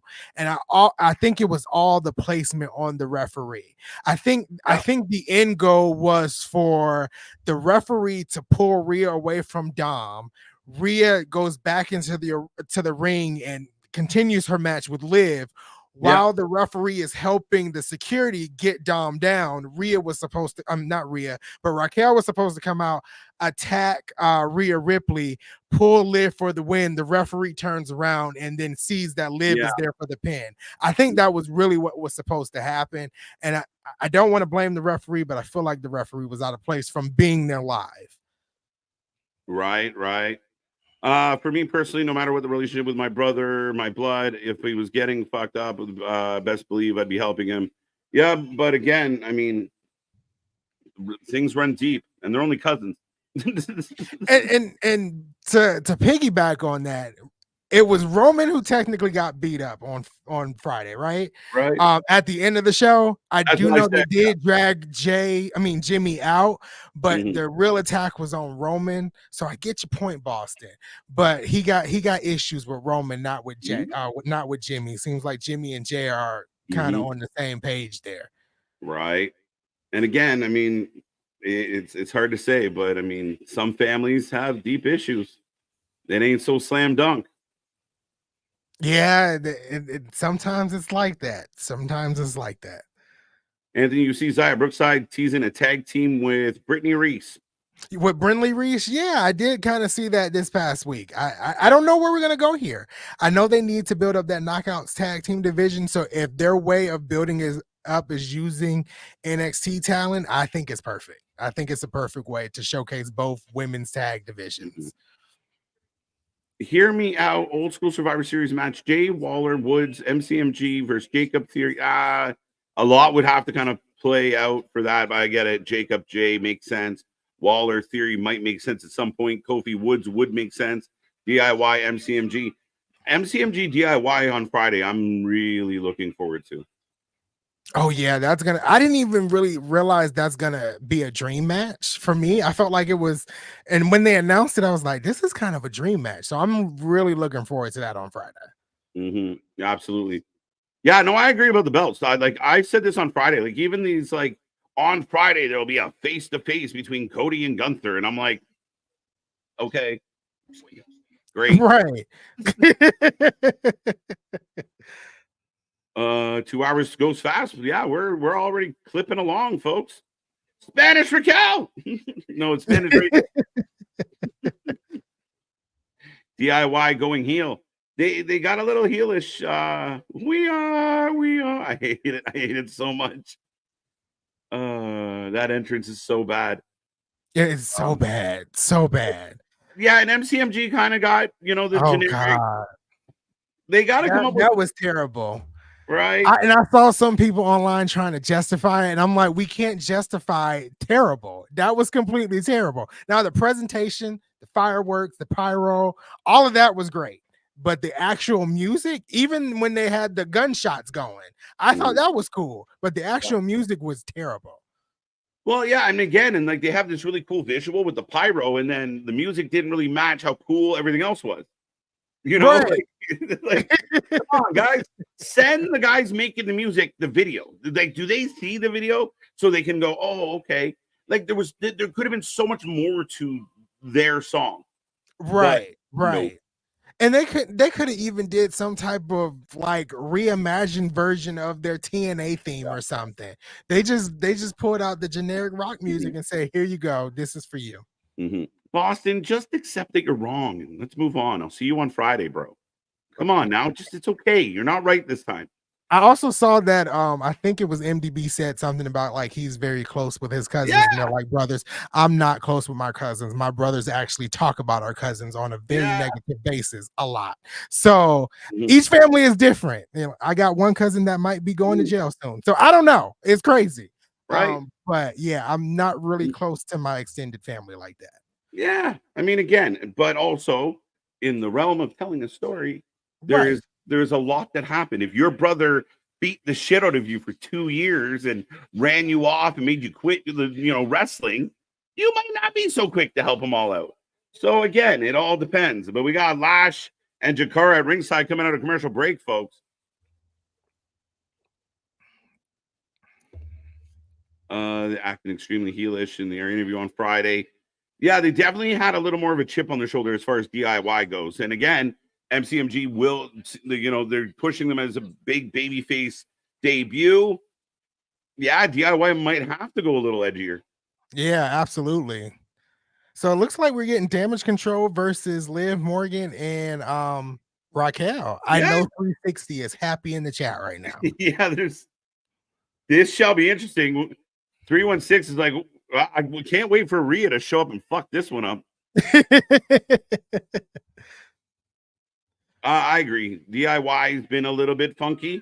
Plus, I think them together might not work anymore. Or maybe they need to separate to come back together. Ciampa, we know how good Ciampa can be. Johnny, I don't like as much as Ciampa, but Johnny can wrestle. Johnny wrestling, right? Right, absolutely. I think they do kind of maybe need to go their separate ways. It just hasn't hit right since they became a team again. I don't know. It just hasn't. I mean, the combination of just kind of they were booked kind of funny for a bit, and yeah, I don't know. We'll see what happens. How many? 330 stones embedded in the belt. All right. I think they said 330,000. 30,000? I think so. Who put them in? It has to be the Saudi government, I would assume. There's so many jokes I want to make, but I'll be right back, folks. Anthony, all you, sir. All right, so y'all got me for a little bit, but we got Damage Control. We got Damage Control versus Liv Morgan and Raquel Rodriguez, which I feel like Nia Jax might come out soon. I don't know. A Christian up here asking who's going to be Dominic Mysterio for Halloween. That's a good question. I don't know. Who is? Drop it in the chat if you're going as Dominic Mysterio. I don't think that's a hard choice to do. What's up, Vance? How you doing? Kyle down here is asking, does Nia beat Liv with an accidental help from Rhea at Crown Jewel? That could be the case. I could see Nia beat Liv with a little accidental help from Rhea. I think that could happen. I'm kind of excited. I'm excited for Liv versus Rhea. I don't care about the Crown Jewel title, but I'm excited to see how Liv kind of handles herself in the same ring as Nia Jax. That'd be interesting. Craig is asking what's happening with Charlotte Flair and Asuka. So I do know Asuka has knee injury. I think she has a knee injury, I think in both knees. So she's going to be out for a little bit, but I do know she did extend her contract before getting injured. So she's going to be with WWE for some time. Charlotte Flair, I'm actually ready for Charlotte Flair to return.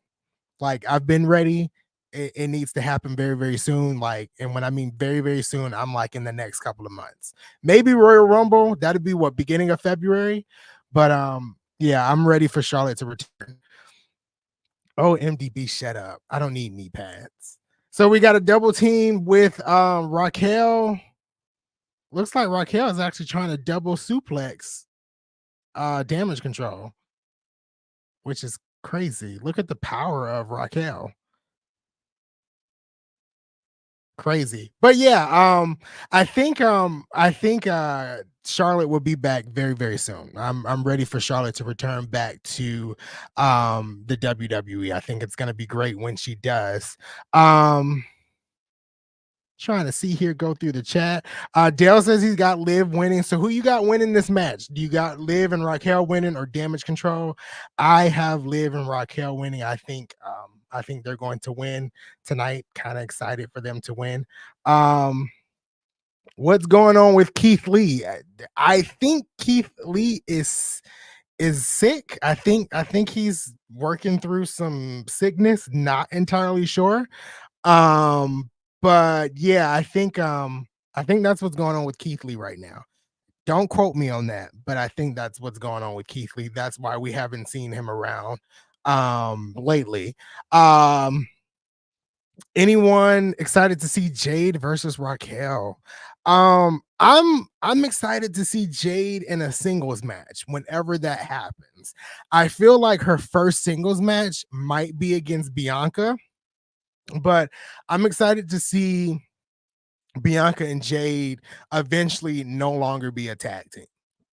That's kind of what I'm hoping for, to really see Jade's potential. She has grown a lot from her AEW days. Over the past couple of months, though, I think we're just kind of seeing the same routine with her tagging with Bianca. So hopefully soon we kind of get that split away and we really could see what Jade has been doing and what Jade has learned in the Performance Center in her time in the Performance Center.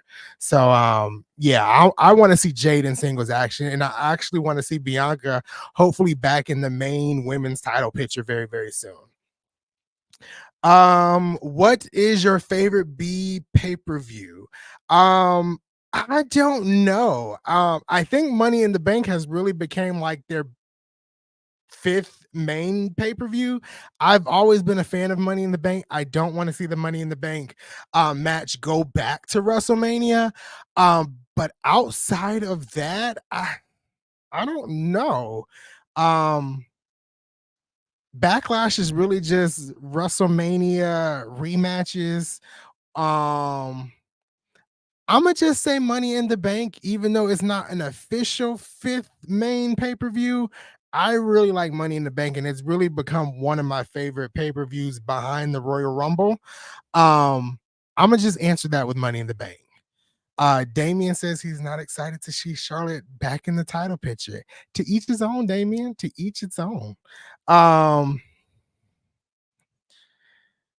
hate the Elimination Chamber. I like the Elimination Chamber, but I really like Money in the Bank a lot better. I don't know. I think Money in the Bank has it for me. I'm always excited for Money in the Bank. Elimination Chamber is cool. It's not bad at all, but I really like Money in the Bank. Let's see. Liv Morgan will be at Survivor Series to face other WWE Raw Women's Division stars for the title at the.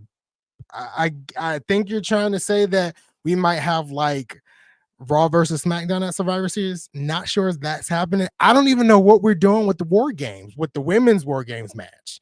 I think we're getting Bloodline versus Bloodline for Survivor Series men's War Games, but they haven't really built any stories around the women to have an actual War Games match. I think that's what I'm more interested to seeing as we head towards Survivor Series. Yeah, thank you. I think Money in the Bank is a good choice. Just saying. Money in the Bank is a great choice. Chamber is good too. Chamber is good too. C Money says Keith Lee is married to Mia Yim. I'll be taking as much time off as I can if I were. I agree with you. I agree with you.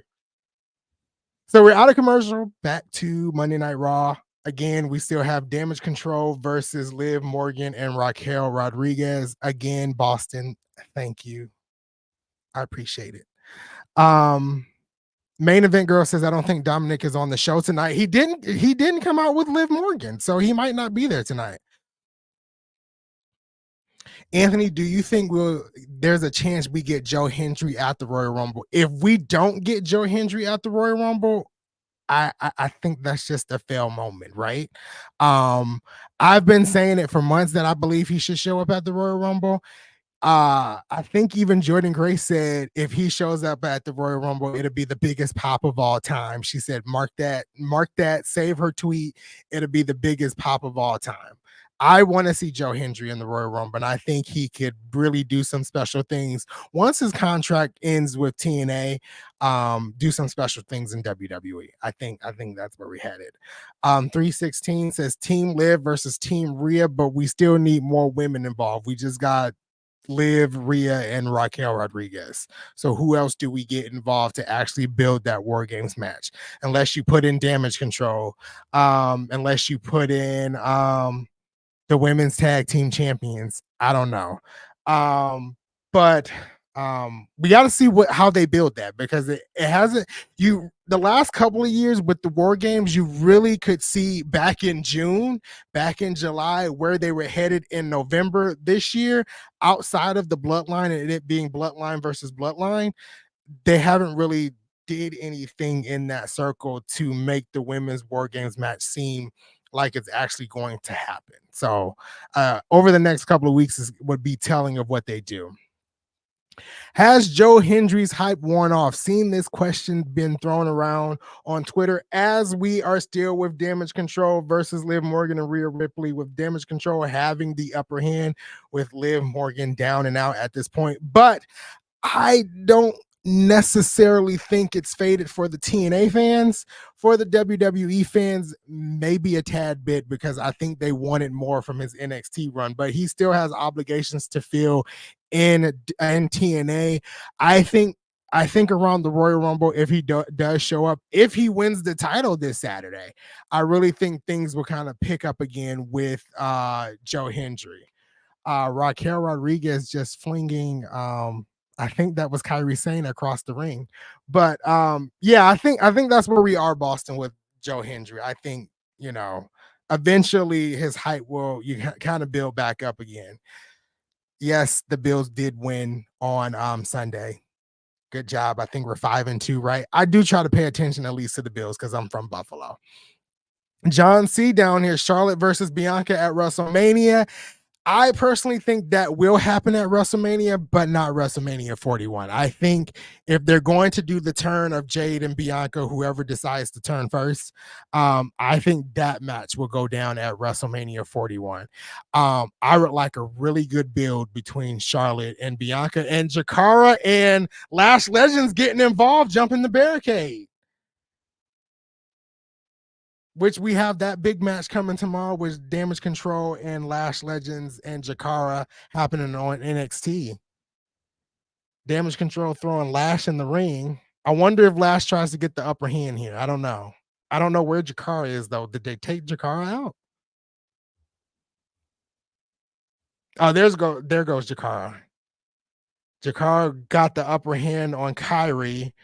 Lash Legends got the upper hand on Io.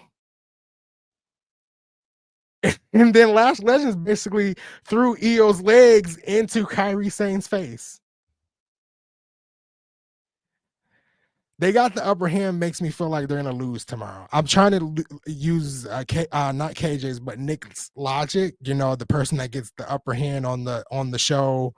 When the match happens, they lose, but I don't want them to lose. And now we got to stare down with Liv, Raquel, and Lash Legends and Jakara.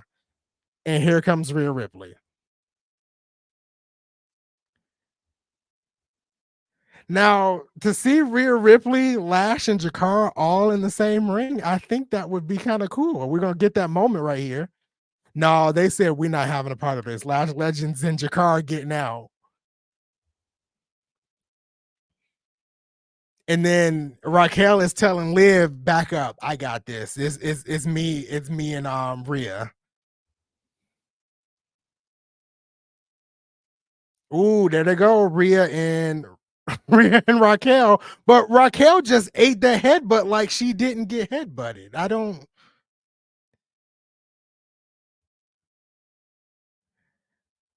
Oh, okay. So Raquel just got flipped out the ring. So we got Liv and Rhea. Rhea has Liv's head. Got her in a headlock and throws her across the ring. Crazy. This is mine. As we got KJ back, I didn't even know he was. I'll show you brutality. Let's go. What is that move that Raquel, that Rhea does, like the submission? What is the name of it? That is a cloverleaf. Okay, I thought so. I wasn't sure. I just didn't want to get it wrong. It's like a reverse cloverleaf.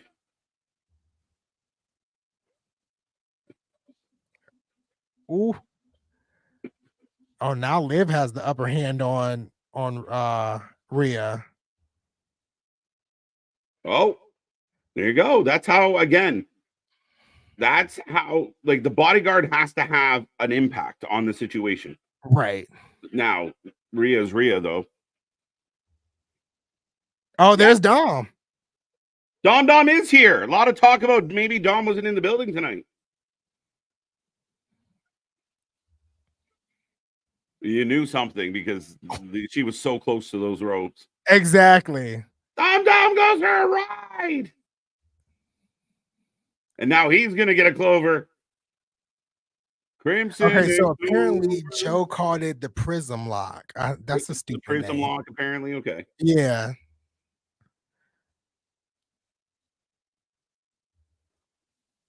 See, what Raquel is doing as like a bodyguard is what I want to see. I think her name is Camille. Yeah. I think that's kind of what I want to see Camille do, but that's been my criticism, Anthony, a little bit of Camille, is that she hasn't been a factor. And actually, Bully Ray talked about it on Busted Open recently because, like Queen Aminata gets in a match and she's this up and coming baby face. We got more Seth than Bronson. I'm sorry.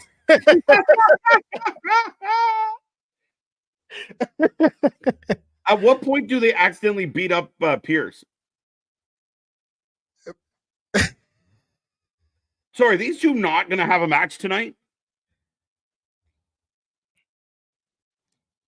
Looks like we're getting a match at Crown Jewel. Selfish bastards.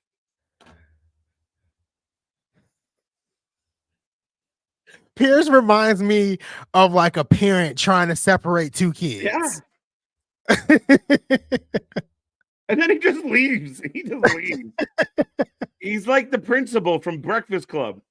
Exactly. You little jerks. As up next, folks, we're getting the other part of the tag team tournament as Lowo coming out to the ring. And they will take on the winner of the Judgment Day, actually. Oh, okay. So this match determines the tag team title match. Is that the winner of this will face the New Day to decide on who will be. Okay. So I have a feeling that Lowo is not going to win. Oh, it's definitely going to be the New Day winning that second match. I think that's when the turn happens. Okay. When they lose the tag team title match. See, I think it's going to come down. Well, because what is the other side? Because the War Raiders are part of it still. Oh, that's right. That's right. I think it might come down to American Made and the War Raiders. And we did say that the War Raiders will probably win this. So yeah, forgot about that. So Dom is here, but the rest of the Judgment Day got the night off. Well, we haven't seen them, but we also hadn't seen. And again, it's funny because we hear a lot, Anthony, of like, oh, it's so much Judgment Day, so much Judgment Day, not so much Judgment Day tonight. And people are like, where are they? Right. That's where Daniel Bryan said, we don't know what we want. We're fickle. Fickle. As ladies and gentlemen, we go back into a commercial break. As OG Dales points out, at Crown Jewel, Reed versus Rollins. So I know they had advertised that these two were going to fight tonight, but apparently they were just going to fight around the building until they got another match. Right. They're just going to have brawls throughout the entire night until, Adam Pearce has a brain aneurysm. And it's like, I can't take this anymore. Mm-hmm. Yeah, so they're advertising. This is a big deal. NXT from the 2300 arena.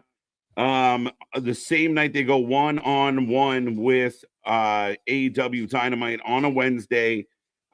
Tickets are on sale. That is going to be a fun show. It's a great venue. It's going to have a lot of throwback to it.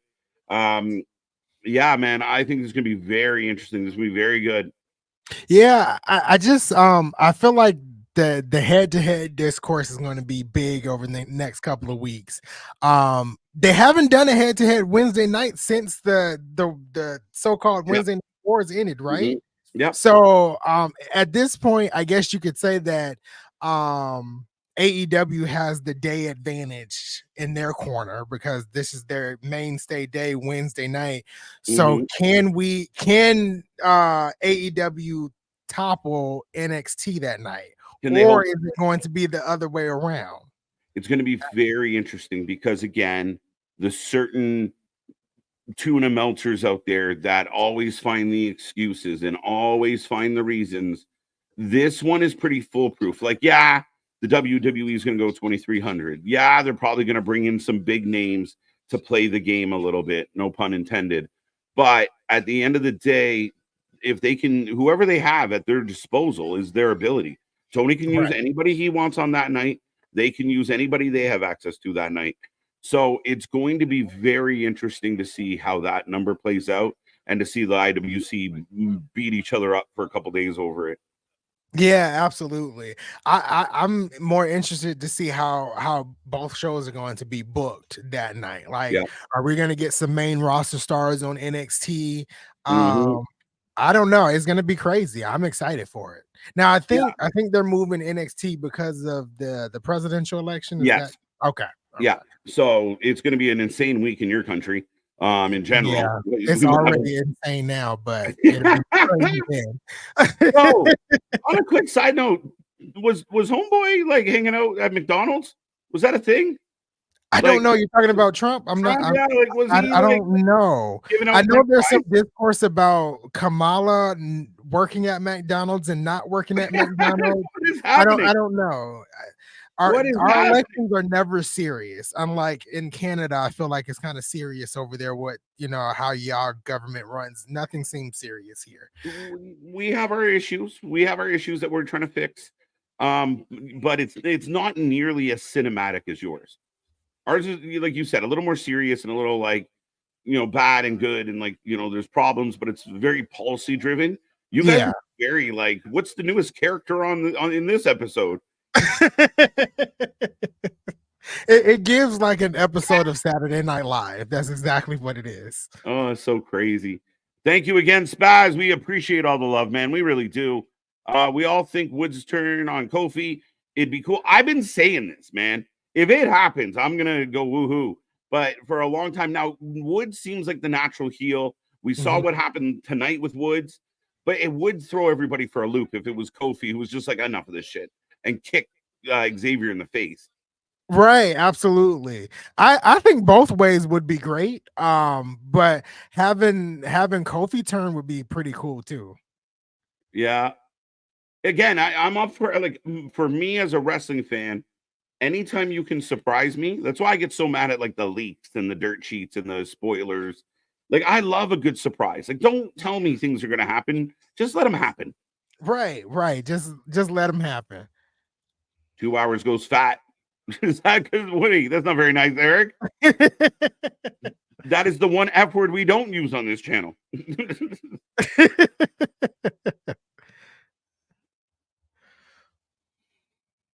Oh, so we got the Viking. What is the War War Raiders? Almost called them the Viking Raiders. As got a promo package here. I love what they're doing with these guys. This is so like right back to what they used to be. Right. But Like, right back to their big NXT days. Right. But I do believe Anthony's going to stretch his legs here for a moment. And here we go.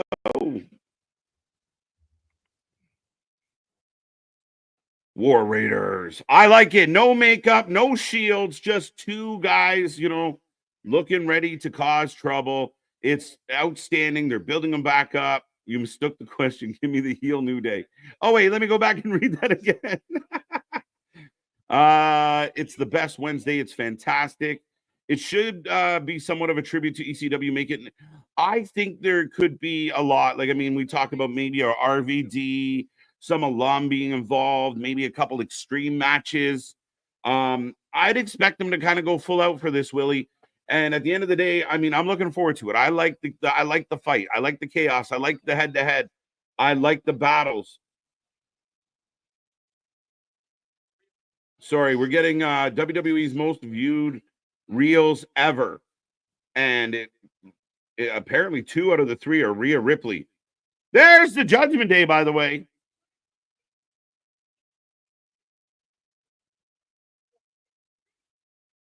We all think the Woods is going to turn, but it'd be cool and more interesting if Woods finally pulls to his side. Okay. So a heel New Day. Now remember, they were heels for a long time. Like, we know the pancake throw-in, stereo, rainbows and unicorn New Day, but they were heels when they started, and they were good heels. They were multiple-time champions in heels. They drove us nuts. Francesca, who has become a positive and one of those things where people cheer for. He originally introduced that to annoy us, and it worked. Trump putting fries in the bag. That's hilarious. Wow. Raquel being rude to Carlito. I bring the cool factor. Inviting John Cena to TNA. Well, Joe Henry's been a funny guy.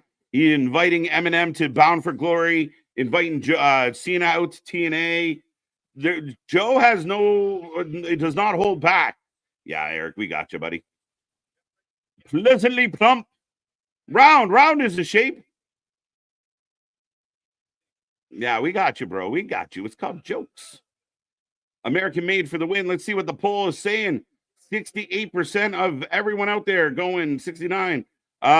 For as we got Trick Williams in the crowd. A little bit of whoop that trick here. There you go. There you go. Dissension. A little bit of an interesting, not very harmonious moment for the New Day. And like I said, Raquel kind of calling out, Carlito, what do you even do here? Yeah, no, I dig it, Spaz. I really do. Like as the graphic guy, I instantly put that in the file. Really cool what they've done for it. They're hyping it up. Again, they're not unaware of what they're doing. So I think it's cool. I think there'll be a lot of throwback or a lot of callback to why that building's important and kind of who put that building on the map. You should go as Cactus Jack or the War Raiders for NXT Halloween. Maybe I'll talk Nick into going as Eric and Ivar. As here comes American Made. Trick Williams is from Philly. American Made for the win. American Made for the win. Most people are picking American Made. I'm kind of with you on that one. If they go back to commercial, I'm going to get upset. I need my players to go off tonight. I have a 50% chance of winning right now. AB, I'm that close to getting my second win. It's been a struggle. I've had some bad luck. I lost by 1 point last week. Apparently, I'm better off with the hockey. But man, injuries are a bitch.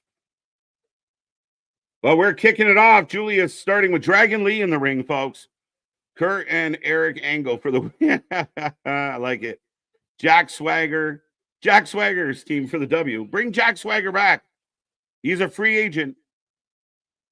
Do you like the graphic for Moxley this week? Yes or no? KJ Anthony, it said, warning, Moxley is here. Interesting. I know they've been playing with a few different things with Moxley. I like it. Anytime they can make things feel kind of cool and kind of special, I'm okay with it. Kind of like Moxley's on this reign of terror. I think last week said, nobody is safe. Again, you're presenting him like a problem.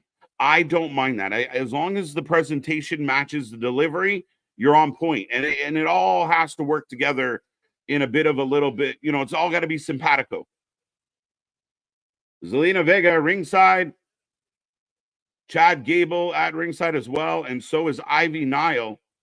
Oh, yeah. They're killing me, MDB. They let you squeak out a W, didn't they? American Made for the win. Phoenix Podcast. Is a second thought. I was like 2300 episode. Okay. Speaking of Jack Swagger, he's fighting in Bellator MMA as Jack Hager. Is he going back to Bellator, Christian? Is that legit? I didn't know he was still going, still trying. That's pretty interesting. American History Mox. I heard this the other day for the first time. I think that is absolutely hilarious and genius, and run with it. Lobo is dressed like the Los Angeles Luchers. They really are. And American Made, they're very American at this point.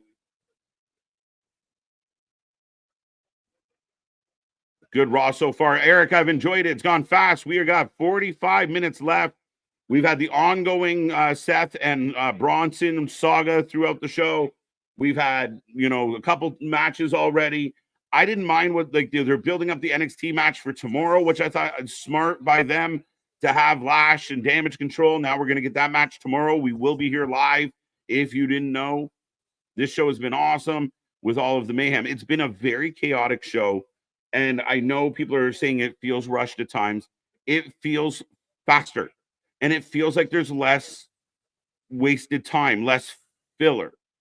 And I don't know if everyone out there agrees with it, but for my money, yeah, I mean, I like the pacing because you remember Raw would always start out a lot of Raws. Tope, both men down, Dragon Lee taking them out.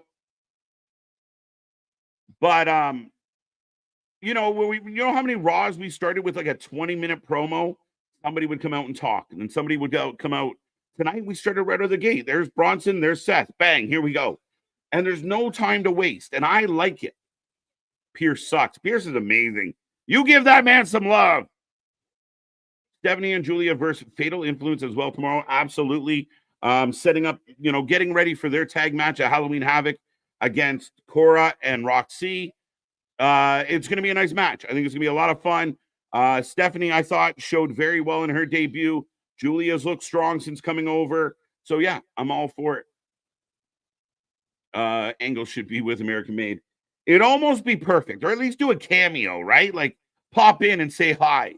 I don't know how consistent you're able to use Kurt Angle at this point in his life, in his career.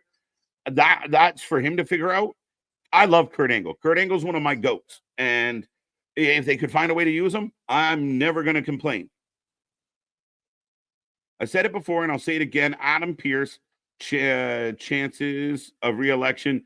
Well, the good news is, and we've talked about this, Christian, no elections. I think Pearce is doing a mighty fine job. And again, I find him funny. I find he's doing his job the way he can. No time soon. It's great to have a legend like Lillian back. I love Lillian. I just said I love Kurt. I love Lillian. I love Lamb. I love Lillian. Lillian's great. They definitely don't let things breathe as much as the 3-hour shows. Absolutely, see money. And I'm okay with that. And I said this last week, and I know I got a little irritated with some of the fans because I see it all day online. It's us that have to adjust. We have to change. We're used to being able to go for like a bathroom break, grab a sandwich, stretch our legs, have a puff, come back, and you didn't miss anything. Now you got to be there. You got to be around. Exactly, my guy. We love KJ. Thank you, Spaz. I believe Carlito is supposed to get phased out of the Judgment Day soon and getting a singles push. It'd be very interesting because Carlito's return was kind of odd, right? And like he came back for the LWO, then he didn't really do anything, and then he changed to the Judgment Day, and he still doesn't really do anything. I don't know, right? So it'd be interesting if they kind of phased him away and then kind of ran with it. It would be very interesting. Will we see any more of the hijinks of Rollins and Reed? Anything's possible. I didn't think we were going to get the second and third time that they did it. So hold on tight. Raw's supposed to be back to 3 hours in January. Well, again, that's not officially how they worded it. It said closer to. So I think they're going to have a little bit of flexibility and freedom with Netflix. They're not going to have the same constraints that they have on cable TV. So I think that there's going to be a bit of a flow, like a different. Some shows might go 2 hours and 50. Some might go longer. Like I think they'll have ability to kind of play with it. With Shelton versus Sammy Guevara, did we get the debut of Bobby Lashley Wednesday? Yes or no? No. I think you get the debut of Bobby at what do they call it? Fright Night Dynamite. When Shelton takes on Swerve, now makes the most sense. They should have brought Bobby out. If you have Bobby under contract, you should have brought him at Wrestle Dream. Or you shouldn't have done that segment. I don't love that Shelton is going to wrestle Leo Rush and now Sammy Guevara. I don't really get the theory behind it. But Shelton versus Swerve. So Shelton's going to get 3 weeks in a row, get a match. Shelton versus Swerve is where Bobby shows up, I think. Triple H announced Lillian will be back full time. There you go. There you go. Lillian. Remember, we're in an election year. Obviously, anybody can be president. Well, I think Pierce is good to go. Is SmackDown going to have next day episodes on Netflix starting in Jan? Wikipedia, I haven't heard anything official on that yet. I do believe there's long-term plans to get more of the library over there. They still have a deal with Peacock. They still have other deals in place. But I do think that eventually they kind of want to get everything centralized. We'll see. We'll see. I'm getting real tired of Rhea getting over. Dude, I'm not even. You're making my head hurt. Sammy is basically a jobber at this rate. Yeah. I mean, again, he's half of the Ring of Honor tag champions. I just don't see the benefit of Shelton fighting all these little guys. I don't get it. Like, he's fighting cruiserweights. As Ray gets the tag, he's in and running. Head scissors. Down goes Brutus. Lillian for president. There you go, Christian. That's even better. Joe is doing a very good job. I don't mind Joe at all. Who thinks Roman Reigns will make an appearance on the Raw debut of Netflix? Highly possible. Been a lot of talk about maybe things like a draft, putting certain people on Netflix. Are you interested in the face-to-face between Trick and Ethan tomorrow? A little bit. I mean, I think these face-to-faces have been a little overdone, Damian, for my money. I think they're like Cody Gunther face-to-face. Like, I'd rather just have a segment and the other guy come out and interrupt. It feels more organic. It feels like the other guy has a point to prove or wants to say something. These pre-set up, it's like the new contract signing. Used to be like next week, contract signing. Now it's just next week, face-to-face. Well, what have we been doing for the previous weeks? We've seen Cody and Gunther face-to-face. We've seen Ethan and Trick face-to-face. But at the end of the day, I don't mind this rivalry between Trick and Ethan. It's been very good. And it reminds me of old NXT. If you remember, like Joe Nakamura, KO going back to Sammy, there was a lot of back and forth. Like, it was almost always 3 matches, and you never really knew how it was going to play out. You know, you have somebody win, you have the other guy come back in battle. We saw it with Drew McIntyre. We've seen it with a lot of guys. Stop on Julius. Up and over. So Dragon Lee putting on a bit of a show tonight. The Creeds are such great sellers. They're good. They're green. They're good. They've got a bright future. They're just not quite overall. There's some clunkiness to their game, but they sell. They work. Spending time with Chad Gable's going to do nothing but help them. As Julius lands the big knee. Zelina slops Chad, but Ivy's right there. Get her, Ivy. Get her. What are we waiting for? Oh, Zelina Vega with Hurricane Rana. Or head scissors. It was a Hurricane Rana. Has Rhea? Yes, Rhea is the super. My guy, you need to get over this. And this is the last time I'm clicking on it. She is miles better than Liv. She is one of the best wrestlers in the world. She got Dom over. If there wasn't Rhea, there would be no Dom. Dom would still be a fucking... And Lowo wins. Dom would still be at the right hand of his father if it wasn't for Rhea Ripley. Judgment Day got over because of Rhea Ripley, essentially. Rhea Ripley is better than you want to give it credit for. I know somehow you got a big old man chub for Liv Morgan, but Rhea Ripley is fucking phenomenal. You need to let it go. You need to move on. You are hyper-focused. It's getting a little spooky. Let's be cool. Shelton's career could be over. Yeah, no shit. We'll see how that one plays out. I did say wrestling and politics is no different. Jesse said it. Trump has said it. Vince said it. A lot of people have said it. There is an interesting correlation. So the New Day going to take on. So we got a triple threat between Lawo, the New Day, and the War Raiders next week for the #1 contendership. Is that all baby faces? Now Pierce is talking damage control. We'll see if Seth and Bronson show up. That'd be amazing.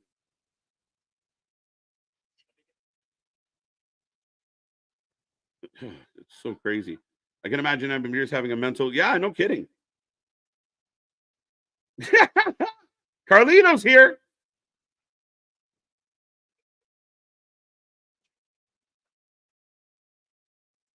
Carlito putting his name in the hat to take on Gunther. Oh, wait, he said Dom. Wait, he said Dom. And Pierce laughs.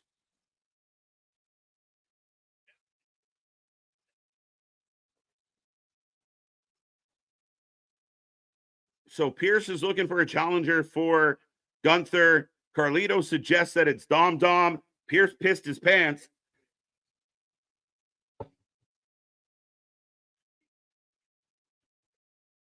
Oh, that's too funny. I can imagine. Yeah, 100%.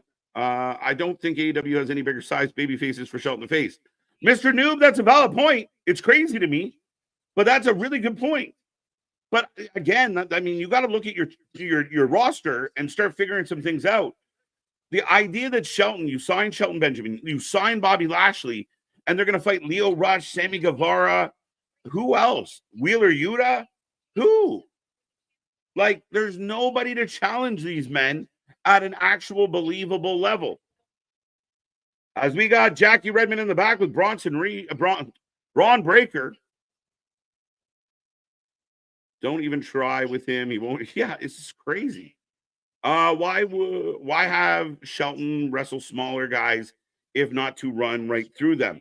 I don't get it. And to be honest with you, Willie, I think if I was booking, okay, you book him against Leo, fine. He gets a pretty convincing win against Leo. Leo got maybe a little too much offense, but neither here nor there. He doesn't have to fight Sammy this week. Skip this week, maybe do a promo, do a package, do something, a backstage. I don't care. And then set up the match for Swerve in 2 weeks. But you see Shelton fight Leo, then you see Shelton fight Sammy, and then you're going to see him fight Shelton. So 3 weeks in a row.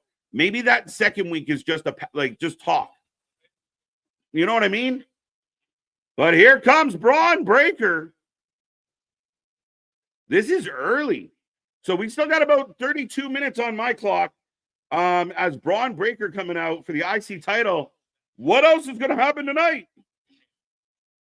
Seth versus Bronson Reed is no disqualification match. That makes sense. Lobo won. Yes, they did. Speaking of making sense. Ooh, where's the button? There you are. Oh, wait, I removed you. There we go. So we're on to the main event so quickly. Yeah, I'm wondering if this is going to be a really long main event or is there other things at play here? It makes me think there's other things at play here. I'm feeling the bloodline. I'm feeling Solo coming out. I think that's what's going to happen. So what do you think of the idea that Carlito pitches Dom versus Gunther? I mean, I like Dominic Mysterio. Dom and Gunther, haven't they did it before? I feel like I don't know. But if it doesn't really matter, I think Dom is a really good wrestler. He's just hiding sometimes behind the interferences and stuff. So if you give Dom an opponent like Gunther, he might get hang for a little bit. Gunther should beat the living shit out of that kid and knock the shit out of his boots. Right? Like that's crazy. But with the intangibles, you're right though. Like if he's running around and got a bunch of friends helping him, I don't love it, but it could work. Right. And again, like Vance said, we've done that before.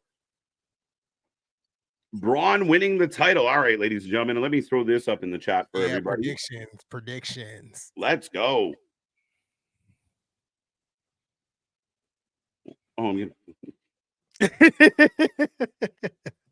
who wins? Braun. I'm really curious with this match starting so early. Right, starting so early. 30 minutes basically left on the clock. No overrun. I feel like something else has to happen. I don't think we just get a 30-minute match between Braun Breaker and Jey Uso here. Yeah, I kind of agree with you on that all completely. Braun needs big pop. Yeah, I want to hear it. Holla if you hear me. Bloodline costing Jey. It's perfect out to keep him strong and get him involved in the bloodline story. I'm with you, bro. I completely agree with that. That's a good way because then he's still not forgiving Roman, but he's pissed off too. right? Like I want to also fight them now. Yeah, I think that's how we get to a potential War Games kind of match with them. But when do we get Sammy involved? Right. Sammy's hasn't been around since he lost the title, right? Not lost the title, but lost the title match against Gunther. So I'm assuming that he's going to be the other one. I don't know when. Like I think this is like you got to save Sammy for post Crown Jewel. Okay. Right. So you have that runway after Crown Jewel for about 3 weeks. Right. Right. Like till we get Survivor Series at the end of the month. Maybe Crown Jewel or the SmackDown after Crown Jewel. I just think you need that moment. I think Sammy's going to get, like, I know people give me a hard time because I love Sammy so much, but I think the pop for Sammy coming to their aid is going to be insane. So yeah, I agree with you. I didn't think about after Crown Jewel because you still got to fix Jay, Jimmy, and Roman after you kind of get them situated in whatever way you decide. If it's like Jay not really forgiving Roman, but he just wants his revenge for losing the title. Yeah. And then after that, you have to kind of set up the Sammy return. Yeah. I guess. Now what happens with Sammy? Who pulls Sammy back in? Is it Jay? Is it Jimmy? Is it Paul? Where's Paul? Like, I found it very interesting that Roman actually pointed out, like, if I only had my wise man, this would be easy.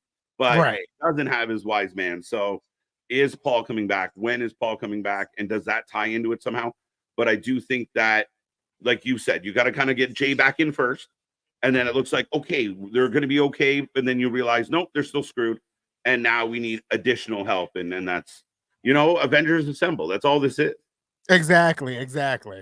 Now, I wonder how, and this is just kind of like an off the wall thing. I know where Kevin Owens is in his head. What happens if Kevin Owens and Sami Zayn are face to face with Sammy potentially rejoining the bloodline? Like, where does that leave them? Ooh. After, they went through their wars with the bloodline, winning the tag team titles in the main event of WrestleMania against Jay and Jimmy. Where does that potentially leave them if Sammy was like, I need to go out here and help, Jay, Jimmy, and Roman? It's very interesting because his issue with Cody starts because of his assistance with Roman. And then it bleeds into RKO's issue. So it could be very much the same thing of like, now you two, everybody's turning on me when nobody's actually turning on him, but he feels like everybody's turned on him, right? Like, I like that because somebody had said it the other night. I'm like, that's silly. But somehow, KO getting involved and actually helping the wrong side just because of his own selfishness. And I'm like, shut up with that. No way. But Right. I like how that Kevin Owens is kind of gaslighting this. Like, y'all turned on me. I didn't turn on you. I like that. Definitely playing the victim in this whole situation. I really like it. As we are back from commercial, we go to Gunther in the back.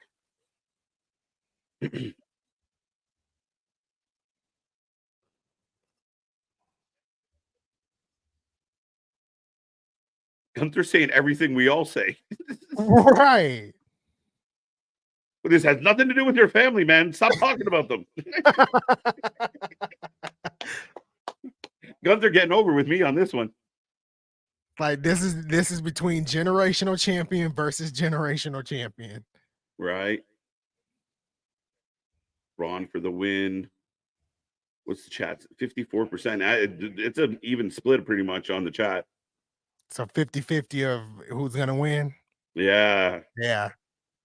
Oh, Damian Priest. Gunther is just perfect. Like prototypically, he does everything on point. His interviews are good. His promos are good. His matches are solid. Like, he is outstanding. Yeah, he's like an all-around good performer. Like, whatever he does, he kind of nails it on the head. So Damian might be the guy knocking on the door for Survivor Series. Well, and I know that's just internet rumors. I thought they might have been going with CM Punk, but I think Damian and Gunther is the way to go as well. I mean, it's a little story there too. So I see Anthony's hat, but not Anthony. I don't even know what that means. Don versus Jericho, two legends. Yeah, in a ladder match. KJ, are you getting the Toronto Raptors WWE Championship belt for Christmas? No. I mean, I don't know what Santa brings me, but I didn't ask.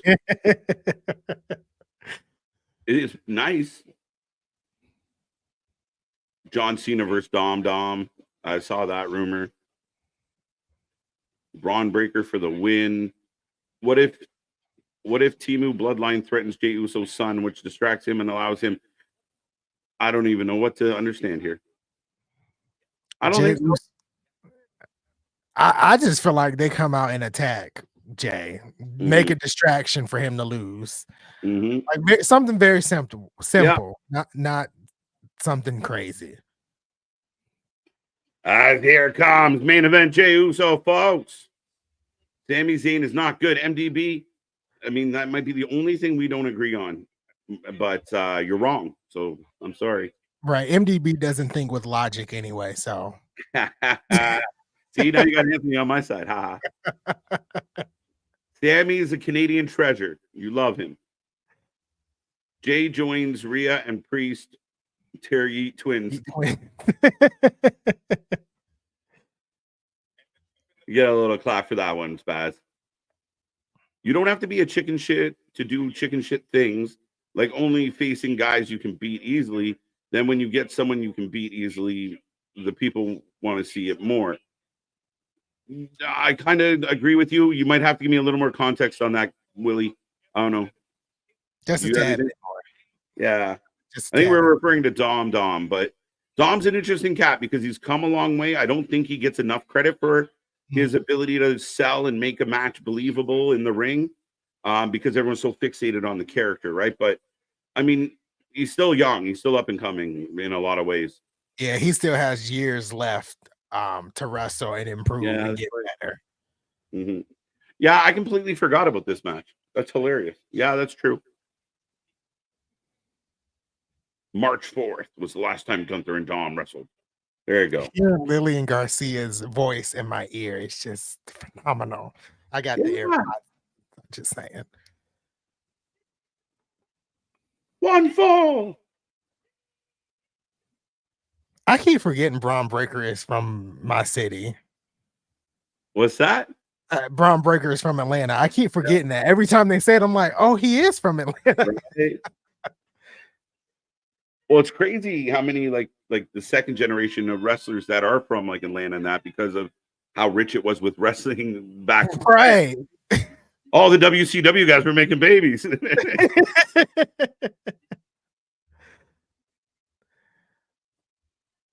Sammy is the same snake that KO is. Don't trust him. I'd argue that KO is a bigger snake than Sammy. I'm not saying Sammy's an angel. What? Like Sammy got his ways, but Kevin Owens definitely is a bigger snake. Because at this point, when you turn his character into gaslighting folks, like that's sinister stuff right there. I love it. It's so funny. The victim of everything, no matter what he does. And him just making videos in his car, just like perfection. Right. I think they're not gonna have Sammy in the bloodline. They're gonna bring in a new member for Roman's side. Timothy, it's a possibility. I do think Sammy will be there. I've always felt that way, and I just think the pop would be so like. Could you imagine? Still to this day, like some of that, like the Feeling Uzi promo is still one of the most watched promos. It still pops me. So if you have the potential to kind of put that back, like the bands back together for even temporarily, that to me is the money in the more than a new member. I would rather it be Sammy than a new member because Sammy has a history with the bloodline. I think it's just perfect for it to be Sammy. As we are off and running, Jay knocking Bron to the floor. Anthony, I have a TNA question. Could you see Tommy Dreamer and Rhino tomorrow on NXT? That's an NXT question, technically. I'm not sure. You would have to kind of expound on that because I don't know why they would show up. I'm wondering if he's referring. I don't know why tomorrow, but see money. The 2300 show might be an option in a couple weeks. That could be the case. Dreamer, Rhino, you have access to them both. RVD was what was Bad Blood. We saw RVD. Right. So yeah, I mean we could do it up. Thank you, Vance. Gunther still needs knee pads, but he's very right about Cody. Listen to the pop of Priest. Triple H did it. This guy is over. Priest has been more over since he lost the belt. Wrestling fans are funny to me. It's been a lot over since he lost the belt. I like it. Even I feel like Rhea is even more over since the SummerSlam stuff that went down. Like both of them really kind of hit it after that. I think they both really gained some ground there. Yeah, I think so. And I mean, I think what makes Rhea better now is like, again, I think people get really excited of she's gonna beat up one of those people. Like, just get them. Like, that's what everyone, like, the minute you see Rhea, you're like, she's gonna kill her. Like, everybody wants to see Liv get beat up, right? So it's fun, and the more they run and the more they get away, and now Raquel wants to fight Rhea. That's gonna be awesome. They've run that back. Yeah, we definitely need to see Raquel versus Rhea. Like, I need to see that. Right. Possible scenario: a bloodline member interferes. Jay ends up winning. Jay could win regardless. Yeah. Priest versus Gunther instead of Punk versus Gunther. Well, Punk said he's going home and chilling out for a minute. Gonna take a break, rest his bones. Right, and he needs it because he went through that grueling Hell in a Cell match. But I want to see Priest versus Gunther again. I kind of want to see that, and I think after Crown Jewel is where we may potentially get that heading into War Games. Yeah, I think that works for me. I think if you ran back Damian Gunther at Survivor Series, could be a really strong match. I mean, I'd still probably put my money down on Priest as an early prediction. Sorry, on Gunther, but I think Priest gives him a viable challenge. Yeah, I really don't see Gunther losing that title until potentially WrestleMania. Yeah. Dom is not a legend. No, Dom is like 27 and just still a kid. We got to stop giving legendary status to people who haven't done shit. All of and are like, oh, that like, they're 25. He's a goat. He's one of the goats. So fucking relax. Yeah, there's certain terms we got to stop using loosely, like aura. Like I cannot stand that word. It's so funny because then it gets in your head and you don't want it to be a part of your vernacular, and it's just like, yeah, I did it earlier. I'm like, aura, shit. It's just me, Oos. After the match. Now, that is a possibility. Now, my question becomes, though, does Bron losing to Jay again straight up hurt Bron? Potentially. He's not going to be buried, but it could put a little dent on his character just a tad bit. Like, I think he'll be fine at the end of the day, but it's an interesting take of if any one of these two guys wins straight up tonight, it's going to be a very interesting response. Right. And the hot wings did not mess me up. I was kind of surprised. I thought I was gonna wake up with a serious tummy ache, a stomach ache, but no, I was good. No, I was actually I know I joked around with Nick a little bit about my throat the next day, but no, other than like I think just the way my eating worked out, like that last one hit me pretty good, and the ones in the middle I was fine with. But hey, I used some of the sauce today on my supper. So the cayenne. It was true though. I did feel it in my teeth when I was eating that one. That Chipotle one. Yeah. That messed me up a little bit. So we'll see. We actually had the people that make the hot sauce reach out, so they might have a little something coming for us. So we'll see. Cool. They do have a sauce that goes up to 625,000 Scoville. So strap in and strap on. I'm gonna have to brush up on my trivia. I'm not eating that one. That week we'll do TNA trivia only. Impact trivia here on the channel. Right. As we are back to the action, folks. It's still split, guys. This is crazy. The chat pretty much 50-50 on this one. We got a little, not 45 minutes. We got 15 minutes left on the clock. So we still got a bit of time here to see what happens. Punk defeats Gunther and Punk versus Seth at Mania for the title. It's highly possible, but that's a lot of time from now. And then what? Gunther versus Brock Lesnar? These rumors. You're right. They just come out of nowhere, these rumors.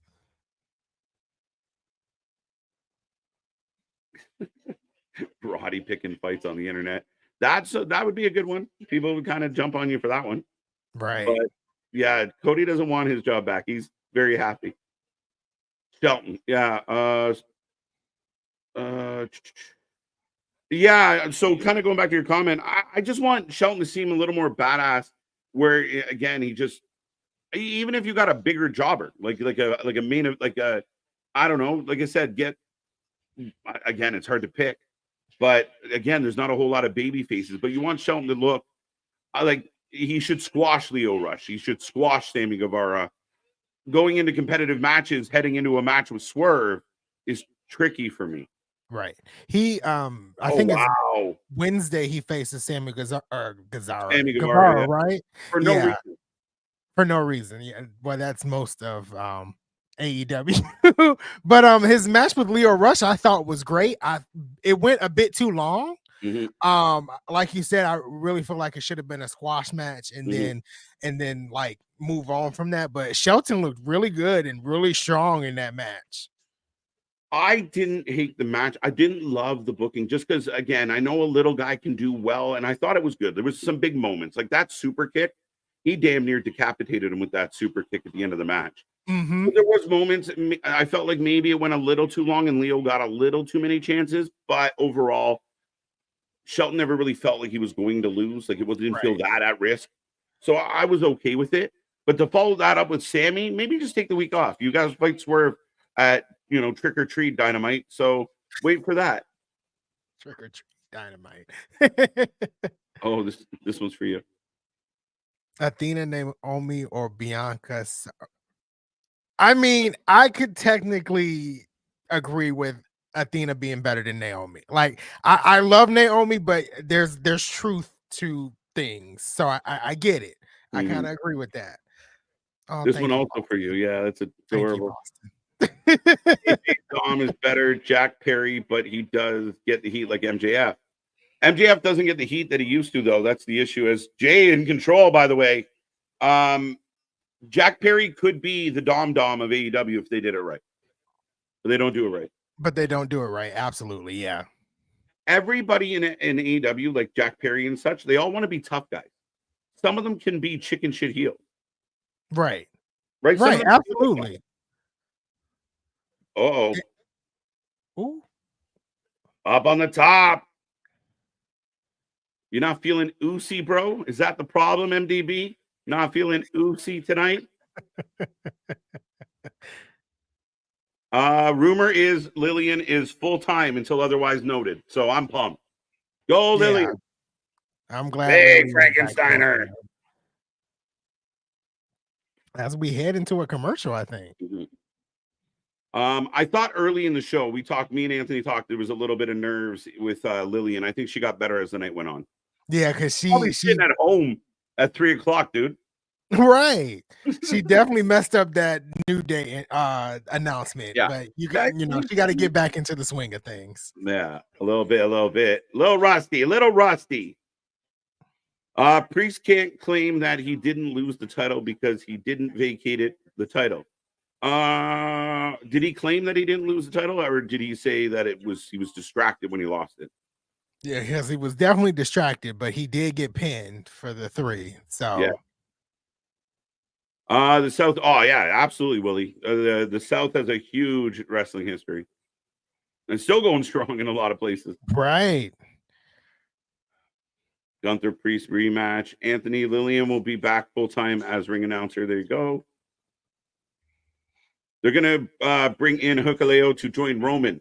What if Hikuleo joins the new bloodline though? It's more of Hikalululemon. I think that's what I saw off the end. I just thought he typoed. They're bringing in Hakuna Matata to take on. But yeah, they could bring in Hikuleo. I mean, but I still feel like it needs to be Sammy. They can bring in Hikuleo after, but yeah. I think Sammy is like where we need to go. Well, I just don't know if Hikuleo has like that oh my god pop that you're looking for. He definitely doesn't. Right? Like if he showed up and kicked Roman in the head and everyone's like, who's that big guy? That's kind of that interesting moment where like, oh shit, now he's got another big dude on his side. He's got Jacob, now this dude. That to me plays a little better than like Roman's like, go get him, Hikuleo. And everyone's like, who? Lululemon, right. who? It's going to be the NXT CW arena. Okay. RVD versus Javon Anthony. There you go. Sup, Prim? Main event girl saying Ripley, have no friends. Tyrone, every female on the road roster. Wrong. Tyrone, every female on the road roster. Is that a song? Every female on the road. I predict Adam Pearce is going to announce that there will be no physicality between Bronson Reed and Seth before Crown Jewel. I think that's not. I don't think he's going to do that. Let's be real. I mean, and at this point, having that, it's not going to do anything. Them two still going to find each other and beat the crap out of one another.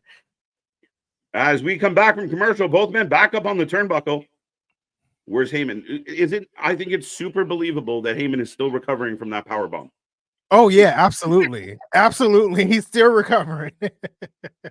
If anybody's like, Paul Heyman is selling this one perfectly.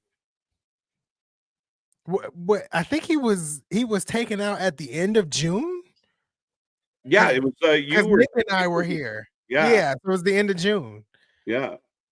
Oh yeah. Wait, the camera's panning. Oh, there's the bloodline. Oh. Solo and Jacob. Oh. Look, he brought a Yeet shirt. The new tribal chief in the house. So, ladies and gentlemen, we may get a title change. Said he bought a ticket. He got 2 tickets. I bought one for him. Oh, to a girl joining the bloodline. Shut up, Ronnie. That's funny as shit.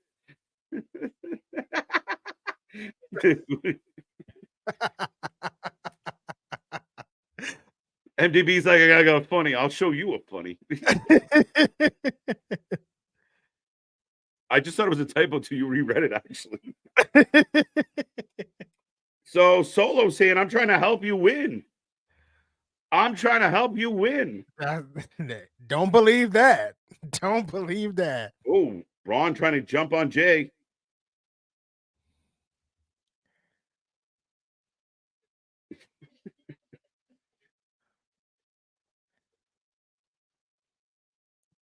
Oh. I feel like we might get that weekly barricade spot soon. Braun is a consistent offender of the barricade spot. Right. Oh, there's Tongaloa. And look, they're rooting him on. Come on, bro. Super kick. Tongaloa takes a beating. I know people give him shit, but man, he takes a beating. He does. Tama down. Solo jumping the barricade. Oh, but somebody's about to go through that barricade. Well, Jimmy could. That's what this feels like, Spaz. That play where both sides kind of want Jimmy or Jay. Solo said, "You not listening." What's wrong with you? Oh, spear to Solo by Bron. It was more like a clothesline. He didn't get the whole thing, but yeah, it was more of a clothesline. But Solo saved him. And Jacob just standing there possessed, as always. Mm-hmm. With the prayer hands, right? Well, you don't touch the chief. Big knee. There goes Jacob. Jumping the barricade. Oh my God, Jacob and Braun. I never even thought of this. Listen to the crowd. Listen to the reaction. Yo, and they're getting Braun over as a babyface again. Right. Tope! Everybody down. The crowd instantly started barking at the idea. I kind of want to see that match now. I kind of want to see that match. The match we never knew we needed, folks. Right. This is awesome. Chance just broke out. If someone comes out and says that Raw was rushed tonight, I might slap them. Oh, I'm dude, just it saying. bothers me. Oh, the knees. Knees up, knees up.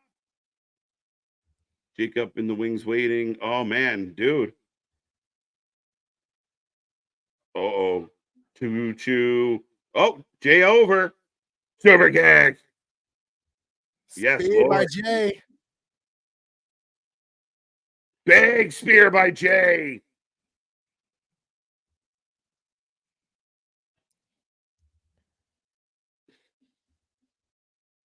Oh, he kicked out. He kicked out.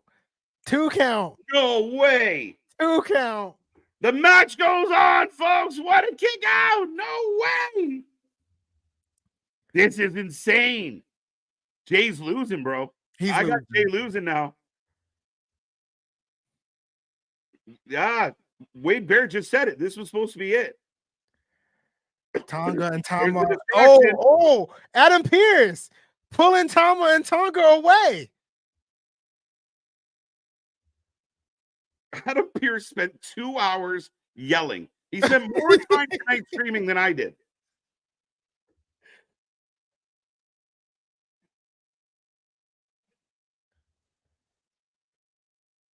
But everyone distracted. Yeah, that was crazy. Yeah.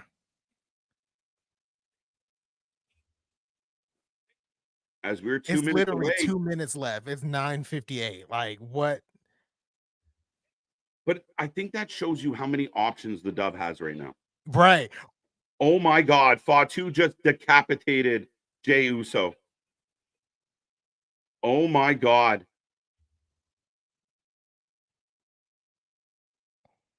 Samoan drop on the announce table. Jacob is just a different animal. He's built different, folks. Jacob Fatu flattening Jey Uso.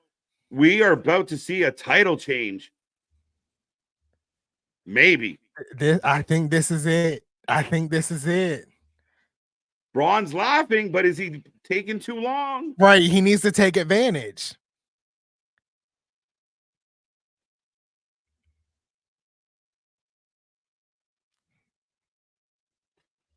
What is gonna happen? You got Jay back in the ring now. This thing. It's Spear. The super spear. That's it. That is it. And new Intercontinental Champion. Thanks to the bloodline. Let's go Survivor Series. Jey Uso loses that belt. Everyone was so happy to see. Wow, that was perfect. So now we fast forward to SmackDown, and we got to see if Jay is going to show up, if Jay is going to align himself with Jimmy and Roman. I think, and again, I think it plays so well in the sense of he shows up on SmackDown mad at the bloodline, not necessarily forgiving Roman, but I want a piece of them too now. Right. And then maybe through that, there is a bit of a bonding or a moment where they come back together. But instead of Jay just kind of going, all right, I forgive you guys, let's be friends. Like it's a good reason to put them all in the same place. Exactly. Cody and Roman. Exactly. And I think, come this past Friday on SmackDown, I really think Roman's way of apologizing was saying that I'm proud of you, but that's not what Jay wants to hear. Mm-hmm. Ladies and gentlemen, Bron Breakker is your Intercontinental Champion for the second time. That's the ending of Raw. Yeah, I think you can find footage of that on the internet, Trekopedia. It's pretty fucking amazing. Don't jump the railing when Jacob's in a match. He will not be nice. But yeah, no, not at all. Ladies and gentlemen, that is the end of Raw. We take a rating out of 10 at the end of every show. Let us know, how did you feel about Raw tonight? What did you like? What didn't you like? What was good? What was bad? Perfect booking, says my man Boston. Yeah. I mean, I couldn't have asked that to go any better. Yeah, I think it was a slam dunk tonight. I think they hit it very well tonight. From the minute this show started, it was felt like gas pedal down. And I know, hold on, fans, they're adjusting to 2 hours. I know. No, they had their foot on the gas pedal and they ran. Adam Pearce can't handle a 3-hour show right now. Right. If we had another hour of Raw, we would not have Adam Pearce very much longer.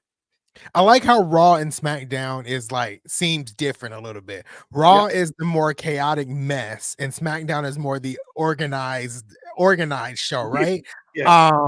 And that's what Raw was tonight. Everything throughout Raw was was chaos. It was just mess. And I liked it. I really did. Yeah, I don't think there was much on this show that I was like, everything kind of had a purpose. Like even Raquel and Liv teaming up, led to the Rhea angle, which Rhea is going to continue to chase down her belt. Lash and Jakara setting up tomorrow, which I really liked. I was really happy with SmackDown tonight. So, I mean, the ratings are coming in 9 from Eric. Remember, Jacob is the only a wrestler because Jimmy and Jay. It's facts. Yep, that's true. Yeah.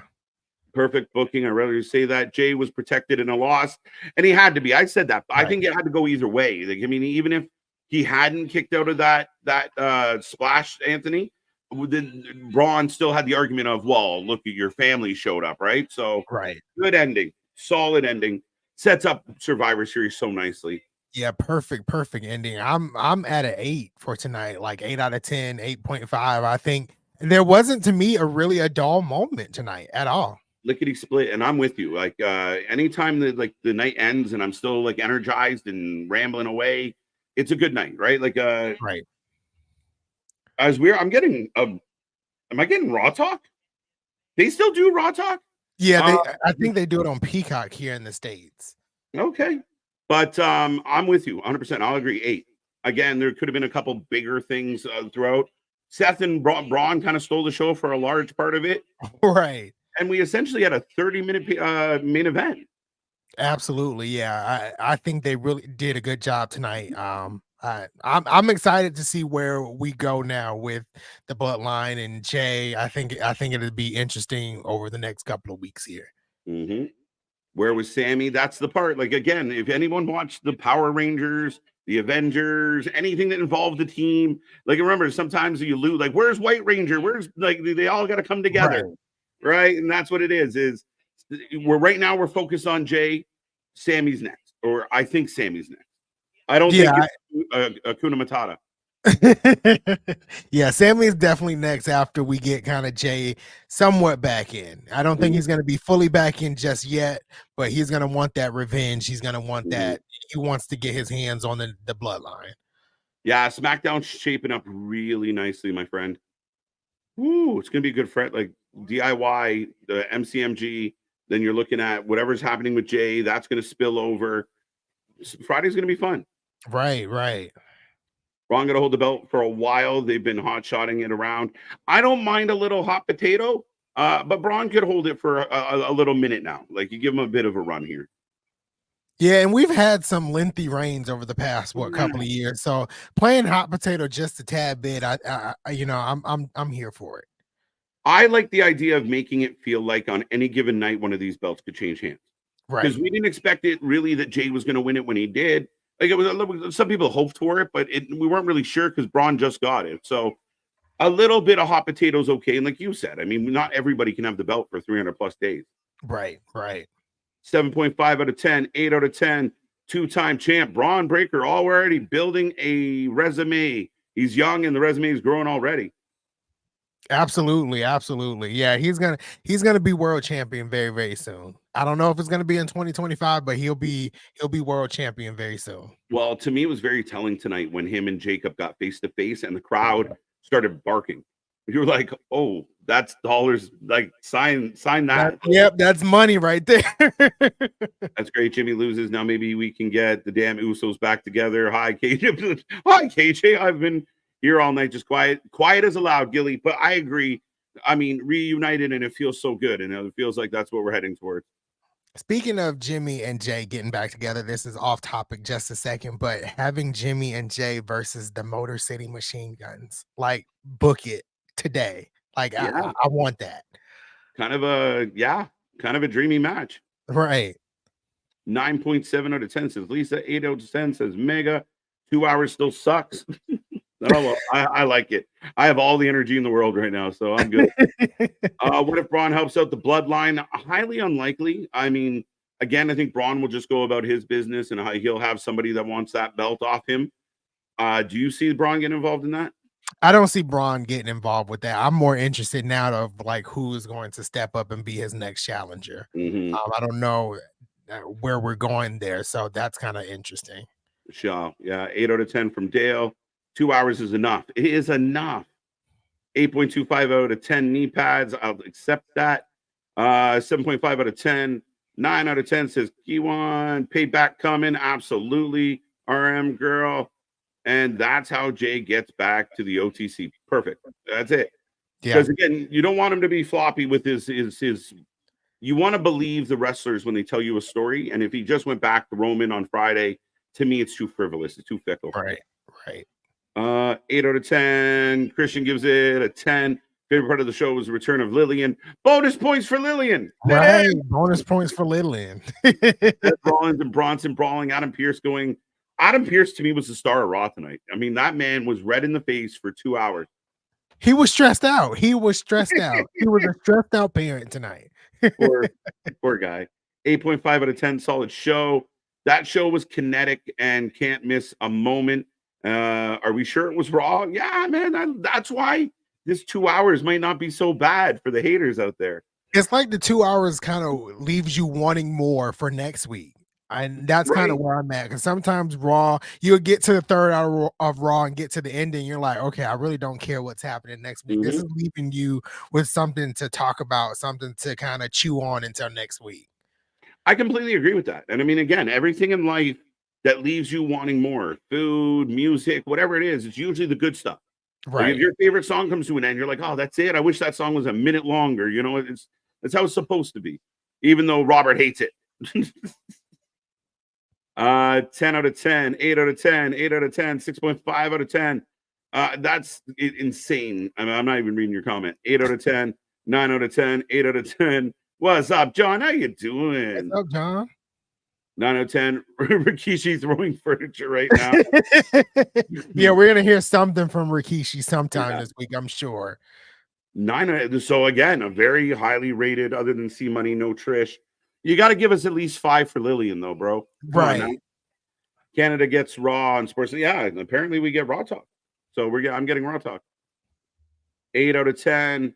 I don't know how the Mutant Ninja Turtles worked into this one. 8 out of 10.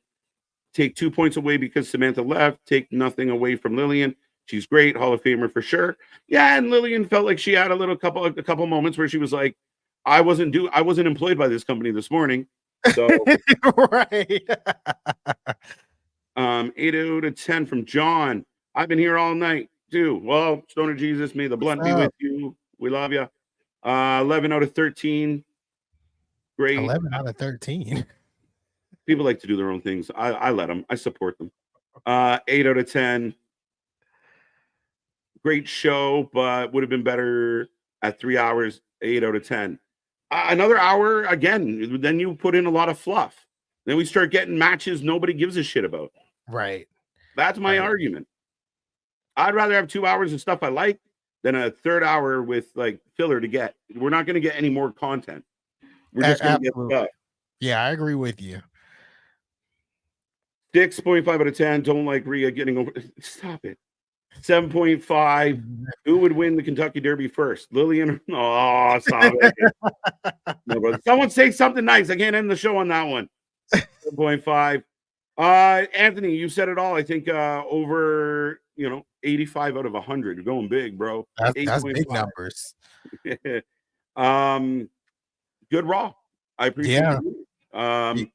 Anything you would have, anything super surprising for you, or just I don't think I would change the thing. I really think everything, kind of flowed. Adam Pearce being an angry parent tonight, the back and forth between Seth Rollins and Bron, Bronson Reed. I mean, everything was perfectly paced and perfectly fit tonight. I wouldn't change a thing at all. I think this might be the best 2-hour Raw so far. We've only had 3, right? But it's been the best Raw so far in this 2-hour era until the end of the year. So I'm excited for next week. I'm excited for SmackDown and Raw next week. So yeah, I think the first one got a bit of a mixed review. Last week's was taped. This week was back to business as usual, and I thought they banged it out. And they've done a really good job of pulling together a lot of things that make sense here. So all marks for me. Good, decent matches, good stories. Wyatt Sicks looked good tonight. That's a bonus for me. But yeah, good job, Trips and Raw, folks. We are back tomorrow night for NXT. We will see Damage Control, Lash Legend. If you look at the thumbnail, it's a ladies' night on NXT. It is a ladies' heavy night. Stephanie, Julia, excuse me, and so much more. But as always, folks, thank you for joining us. Thank you for being a part of these streams. Make sure you be a friend, tell a friend, like, share, subscribe, do all that fun stuff. Anthony, do you have a Nick rhyme? I do not have a Nick rhyme. You're gonna have to practice. I'm gonna have to figure out something. Shit is real, shit is raw, shit is authentic. But ladies and gentlemen, we are the Wrestling for Life Network. On behalf of the chapeau that runs the show and myself, Mr. Every Night KJ White. See you tomorrow. Come back and be on the flip side. Good night.